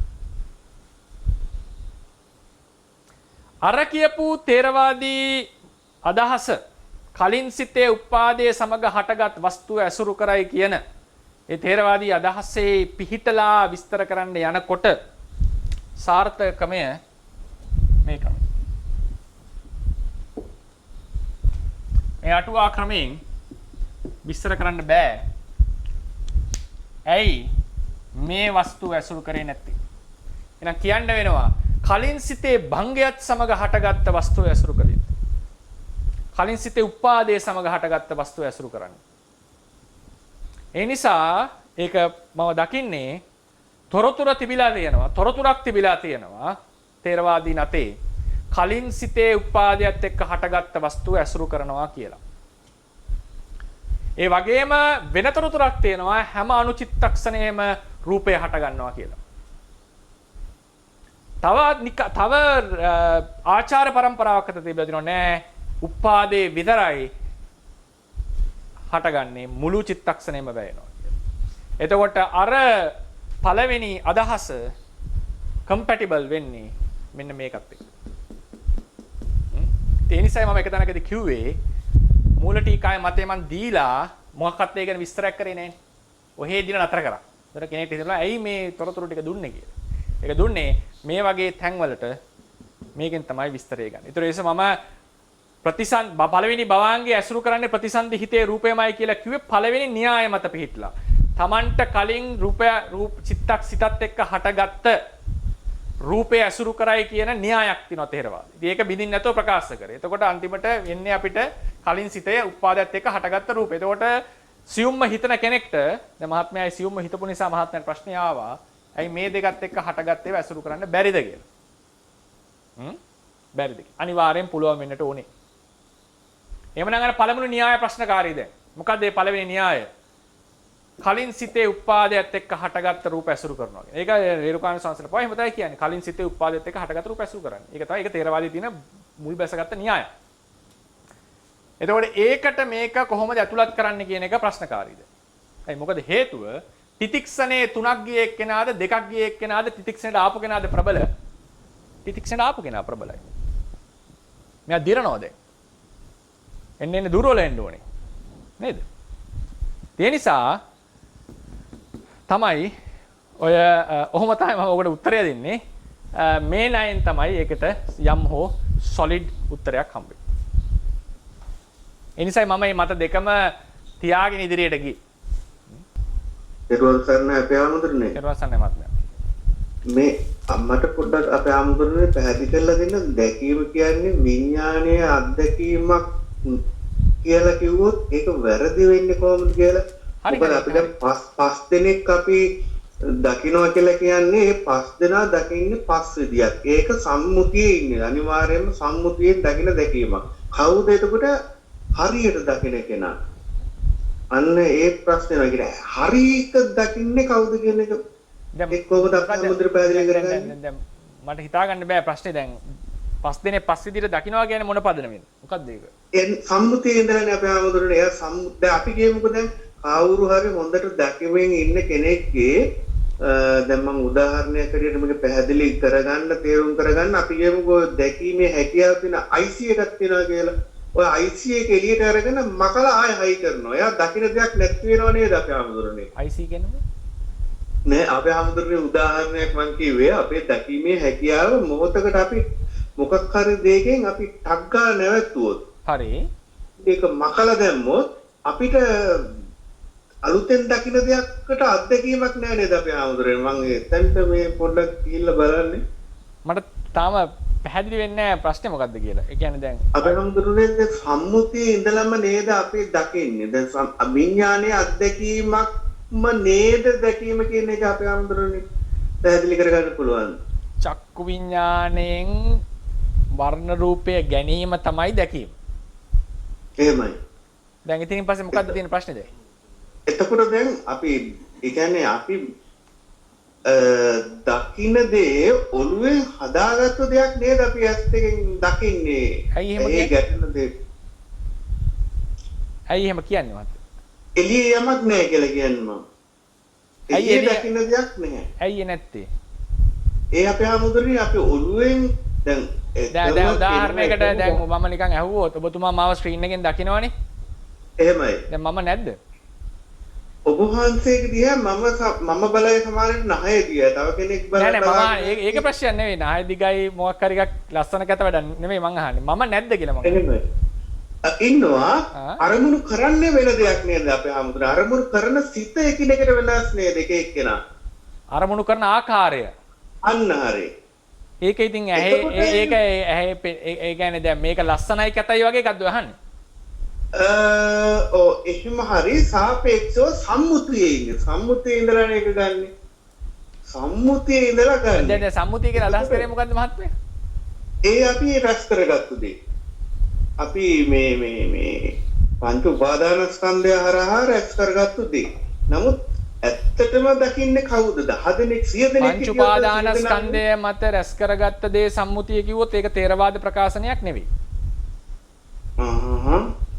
අන්න හරි. මම සමහරවිට ඒ පැත්තෙන් ගිහිල්ලා කියලා රැස් කරදාගත්තු දෙයකට කැරකිලා එනවා ඇති අපේ ආමුදුරනේ. මොකද දැන් මහත්තයා දැන් මට කියන්න ඕනේ මහත්තයා අහනවා ප්‍රශ්න ටික. ඒ ප්‍රශ්න තේරවාදයෙන් උත්තර දෙන්න පුළුවන් ප්‍රශ්න නෙවෙයි ඒවා. හරි. ඒ කියන්නේ පදනම් වෙනස් දැන්. අපි දෙන්න ඉන්න පදනම් දෙක වෙනස්. මම පිටලා ඉන්නේ දැන් තේරවාද මූලධර්ම වලින් මේ කතාව යන්නේ නෑ. මම දොස් කියන අර්ථයෙන් නෙවෙයි. එතකොට මහත්මයා දැන් ප්‍රශ්නේ අහන්නේ වෙන පදනමක ඉඳලා. එතකොට ඒ පදනම් දෙකේ උත්තර හම්බ වෙන එකක් නෙවෙයි. එතකොට මහත්මයා අහන්නේ තමන් සම්මුතිය කියලා අර්ථකථනය කරගත්ත ක්‍රමයක් තියෙනවා. තමන් රූපේ අර්ථකථනය කරගත්ත ක්‍රමයක් තියෙනවා. විඥානයේ අර්ථකථනය කරගත්ත ක්‍රමයක්. ඒකින් අහන්නේ. එතකොට මට ඒක තේරෙන්නේ නැහැනේ. මම ඉන්නේ තේරවාද පොතේ පොත්වල තියෙන ක්‍රමය මත පදනම් වෙච්ච විදිහකට. එතකොට මම දෙන උත්තරයයි මහත්ය අහන ප්‍රශ්නේ මම දෙන උත්තරයයි නිකන් අහසට පොළොව වගේ වෙන්නේ. ඕක තමයි මූල ධර්ම ඉගෙනගත් දැන් තේරවාදයේ පිළිගැනීම හෝ නොපිළිගැනීම වෙන කතාවක්. තේරවාදයේ කෙනෙක්ට ප්‍රතික්ෂේප කරන්න පුළුවන්. ඒක අයිතිය තියෙනවා. තේරවාදයේ පිළිගන්නත් පුළුවන්. ඒක මධ්‍යස්ථව තියන්නත් පුළුවන්. හැබැයි ඒක පිළිගැනීමට හෝ ප්‍රතික්ෂේප කිරීමට හෝ මොකක් හරි වෙන්නට ඒකේ තියෙන එක අපි දැනගන්න එපා ඉස්සලා. එතකොට ඒකේ න්‍යායෙන් ගත්තම ඒකේ ඉඳලා උත්තර දෙන්න පුළුවන් ප්‍රශ්නයක් නෙවෙයි යෝග මහත්මයා. අර කලින් මහත්මයෙක් අර පටික සම්පස්සය ඒක වෙනයි. ඒක වෙනයි. ඒක කතා කරේ පටික සම්පස්සය අධිවචන සම්පස්සය. ඒ කියන්නේ මම සූත්‍රයට ගියා. නාම රූප ප්‍රත්‍යය නිසා ප්‍රස්සේ හට ගන්නවා. ඊට පස්සේ ස්පර්ශය ගත්තම ඒකෙදී ස්පර්ශ වර්ග දෙකක් තියෙනවා. අධිවචන සම්පස්සේ සහ පටික සම්පස්සේ කියලා. එහෙමයි. හරිනේ. එතකොට ඒ පටික සම්පස්සය ආදී ඒතර නාම රූප පත්‍ය පස්සෝ විඥාන පත්‍ය නාම රූපං කියලා ඒක නාම රූප ප්‍රත්‍යයෙන් මේ ස්පර්ශ දෙක හට ගන්නවා. ඒකට හේතුව ඒස පස්ස පච්චයෝ පස්සස්ස යදියා නාම රූප. පස්සේට හේතුව නාම රූප දෙක. නාම රූප දෙකට විඥාන. එතකොට මේ මහත්මයා අහුව ප්‍රශ්නේ තමයි මේ ස්පර්ශ දෙක තියෙන්න ඕන නාම රූප තියෙන්න ඕන කියලානේ. මම දීපු උත්තරේ තමයි නාම රූප කියන වචනේ එනවා නම් ඒ හැමතිස්සෙම අපි සීමා කරනවා පංචවෝකාර භවයට. නාම රූප කියන වචන දෙක ගන්න ඒකවෝකාර භවයට චතුවෝකාර භවයට. ඒ කියන්නේ අරූප ලෝකයටයි ආසඤ්ඤ සත්වයට නාම රූප දේශනාවෙන් විස්තර කරන්නේ නැහැ. ඒ මොකද හේතුව එක නාමයක් හෝ රූපයක් පමණයි තියෙන්නේ. ඒක ආවේ අපි පොට්ටපාද සූත්‍රයෙන් හා ආවල් සංගීති සූත්‍රය ආදී සූත්‍රවලින්. එනිසා ඒක මේ සූත්‍රය ඇතුළේම තියෙන নানা බෙදීම් ටික. ඉතින් ඒක වෙනම ප්‍රශ්නයක් මහත්මයා. ඉතින් මෙතන අපිට මම කියන්නේ ඒක දැනෙන්න මේ ප්‍රශ්නේ අහනකොට මට තේරෙන්නේ අපි ඉන්න පදනම් වෙනස් ටිකක්. අපි හඳුන්වන්නේ ඒක බුද්ධ දේශනාවක් නෙවෙයි එතකොට ඒක මොන පදනමක් මතද ඒ වගේ දේශනාවන් අපිට ඇහෙන්නේ මට එහෙම නම් කියන්න අවශ්‍ය නැහැ. ඒ වගේ දේශනා නෑ ඒක මෙහෙමනේ බුද්ධ දේශනාව කියලා කිව්වම බුද්ධ දේශනාව කියලා දේශනාවක් තියෙනවා. ඒ දේශනාව විස්තර කරපු ක්‍රම තියෙනවා. ඒ විස්තර කරපු එක ක්‍රමයක් තමයි ථේරවාදය කියලා කියන්නේ. ථේරවාදය කියලා කියන්නේ බුද්ධ දේශනාව විස්තර කරපු එක ක්‍රමයක්. ඒ එකම බුද්ධ දේශනාව තව ක්‍රම වලින් විස්තර කරාම ඒකට සර්වස්තිවාදය කියලා කියනවා. ඒකට තව ක්‍රමයකින් විස්තර කරාම මාධ්‍යමික කියලා කියනවා. එකම දේශනාව විස්තරලා තියෙනවා. කතාවස්තුත හොඳම උදාහරණ. එකම දේශනා පාට පොඩි පොඩි සියුම් වෙනස්කම් වල වෙනස් වෙලා තියෙනවා. ඒක ථේරවාදය කියලා කියන්නේ මේ සමූහය අතුර එක්තරා දේශනා ක්‍රමයක්, විස්තර ක්‍රමයක්. ඉතින් ඒ නිසා බුද්ධ දේශනාවක්ද කියලා අහුවොත් මේ හැමෝම ඉන්නේ බුද්ධ දේශනාවක. හැමෝගෙම තියෙන බුද්ධ දේශනා පාට. කතාවස්තුවේ කියලා නැහැ මේ බුද්ධ දේශනාව වැරදි කියලා. ඒ බුද්ධ දේශනාවම අරන් තියෙන්නේ. සර්වස්තිවාදීනොත් ඒකමයි. අනිත් අයත් ඒ සූත්‍රාන්තිකොත් ඒකමයි. දේශනාව එකමයි. දේශනාවේ වැදගත්කම තියෙන්නේ දේශනාව කොහොමද විවරණය කරපි කියන. දැන් උදාහරණයක් විඥාන කියන වචනේ ගත්තොත් ඒක pāli වචනයක්. ඒක ප්‍රාකෘත pāli වචනයක්. ඒ විඥාන කියන වචනයම ආත්මය ලෙස ගන්න පුළුවන් කෙනෙක්ට හුදු සිතක් ලෙස ගන්න පුළුවන්. අර මහා මූලාත්මයට කැඩිච්ච දෙයක් ලෙස ගන්න පුළුවන්. එතකොට එකම වචනය ක්‍රම තුනකට අර්ථකථනය කරන්න පුළුවන්. ක්‍රම තුනකට අර්ථකථනය කරන්න පුළුවන්. ඒ නිසා වැදගත් වෙන්නේ ඇත්තටම වැදගත් වෙන්නේ අවසානයේදී ඕනම එකක් ඕනම මිනිස්සෙගේ වචනයක් කතාවක් වැදගත් වෙන්නේ කොහොමද අපි ඒක තේරුම් ගත්තේ කියන එකට. කොහොමද අපි තේරුම් ගත්තේ කියන එක තමයි ඒකේ තියෙන සාරය. නැතුව වචනේ ඇතුලේ හරයක් කියලා එකක් නැහැ. විඥානය කියන වචනේ බුදුරජාණන් උපදින්න කලිනුත් තිබුණා. ඒක තිබුණේ ආත්මයකට සම්බන්ධ කරලා ගොඩක් වෙලාවට. උන්වහන්සේ කියන්නේ මේ විඥානය කියලා කියන්නේ අනාත්ම දෙයක් මේ හේතු නිසා. එතකොට එකම වචනේ මම කියන්නේ අපේ පරමාර්ථයට යන්න එපා වචන භාවිත වෙමු අපි. එකම වචනය දෙවිදියකට අර්ථකථනය වුණා. ඒතකොට ඒ විදිහටම තමයි බුද්ධ වචනේනේ අපි කතා කරන්නේ. බුද්ධ වචනය කියන එක වැදගත් වෙන. බුද්ධ වචනේ නියෝජනය වෙන ධර්මයේ පස්සේ කතා කරන්න ඕනේ. බුද්ධ වචනේ අර්ථකථනය කරපු ක්‍රමය තමයි එක ක්‍රමයක් තමයි තේරවන්නේ. තව ක්‍රම තියෙනවා. එතකොට සමහර වෙලාවලට අපි දැන් ත්‍රිපිටකය කියලා එකක් තියෙනවා අපිට.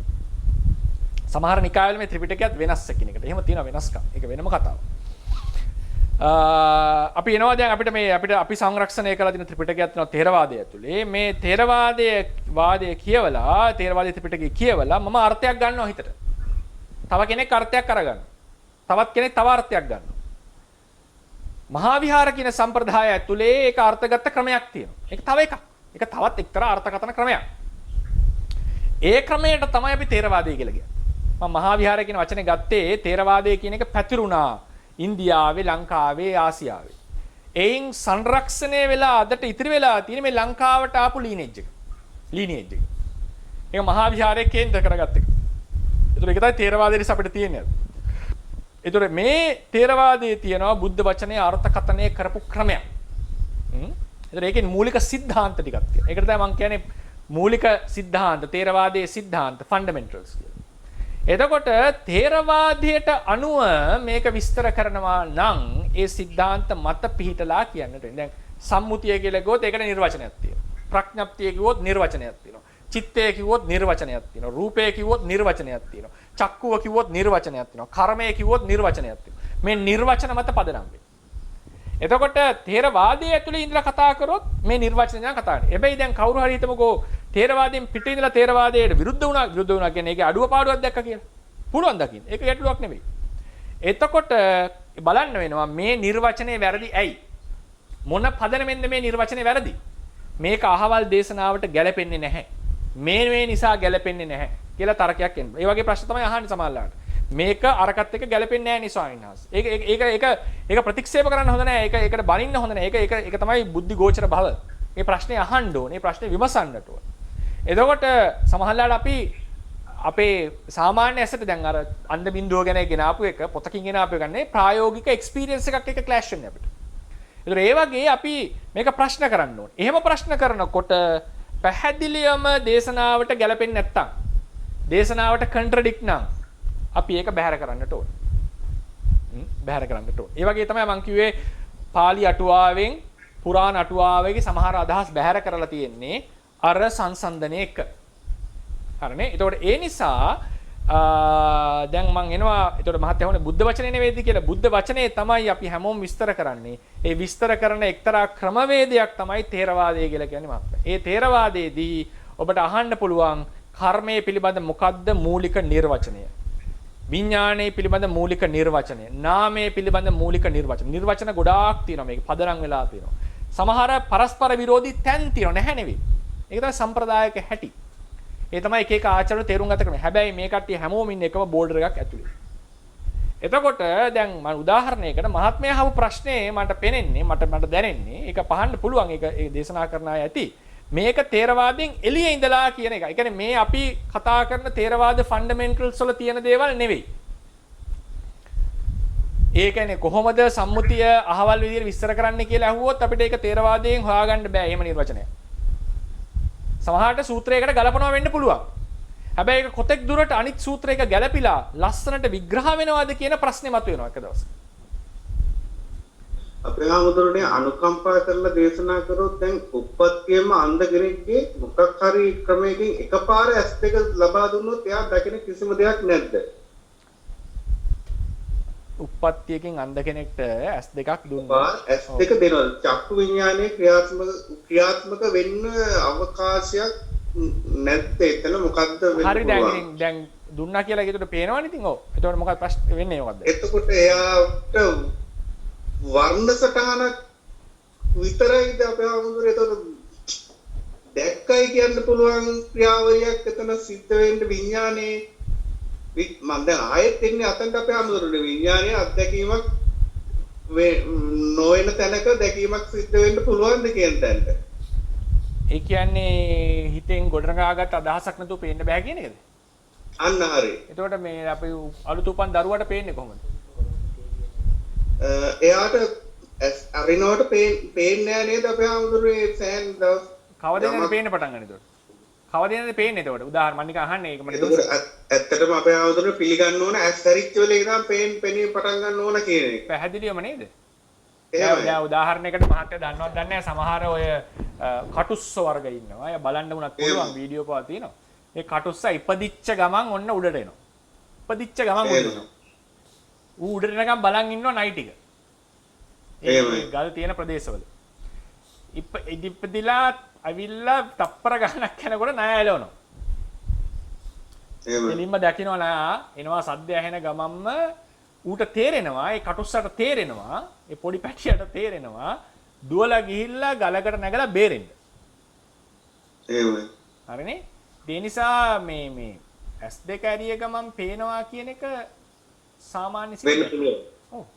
චක්කු ප්‍රසාදේ පහළ වෙනවා. චක්කු ප්‍රසාදේ පහළ වෙනවා කලින්ම චක්කු විඥානේ උපදිනවා S2 අරපුවා. ඒ නිසානේ ආදුරගන්නේ අම්මා තාත්තා බලනවනේ ඉතින් වටපිට. ඒක විස්තර ඇතුව දකින්නවා කියන එක අපේ ආමුදුනේ වෙනම කතාවක් නේද? විස්තර ඇතුව දකින්නවා කියන්නේ ඒක දැකලා මේ අම්මා තාත්තා කියලා නම් කරන එකද? ඔව් තවත් විස්තර මොනවා හරි අපි කියමුකෝ ඊටත් වැඩිය ගැඹුරින් මේ තව දේවල් අපි කියමුකෝ දැන් පත්‍රයක තියෙන අකුරු විතරයි ඉස්සල්ලා ඊට පස්සේ අකුරු කියවන්න පුළුවන් කියවකුත් වෙනවා. ඒක ඉතින් ක්‍රමානුකූලව සිත්වලින් ඉගෙනගෙන වචන ඉගෙනගෙන එහෙම යන ක්‍රියාවලිය. ඒක හරි. ඒක එතනදී සම්මුතිය ප්‍රඥප්තිය ඉගෙනගෙන නම් ගම් ඉගෙනගෙන අම්මලා තාත්තලා ඉගෙනගෙන එන එකක් ඒ සිත්වලින් තමයි ඉගෙන ගැනීම ගන්නෙ. නැතුව S2 අරපු ගමන් පේනවා ඉතින්. එහෙමයි අපේ ආමුදුනේ. S2 අරපු ගමන් පේනවා. පැහැදිලි තවදුරටත් අධ්‍යයනය කරන්න ඕන කියන සිත ආව ඔබ වහන්සේ පැහැදිලි කරාට පස්සේ මොකද එක එක දේවල් එක එක දේශනා ගොඩාක් කාලා තිබුණාම අර ඔබ වහන්සේ කිව්වා වගේ එක ට්‍රැක් එක ගිහිල්ලා නැහැ. ඉතින් ගොඩාක් දේවල් අධ්‍යයනය කරන්න ඕන ඔබ වහන්සේට ගොඩාක් පිං අපේ ආමුදුනේ.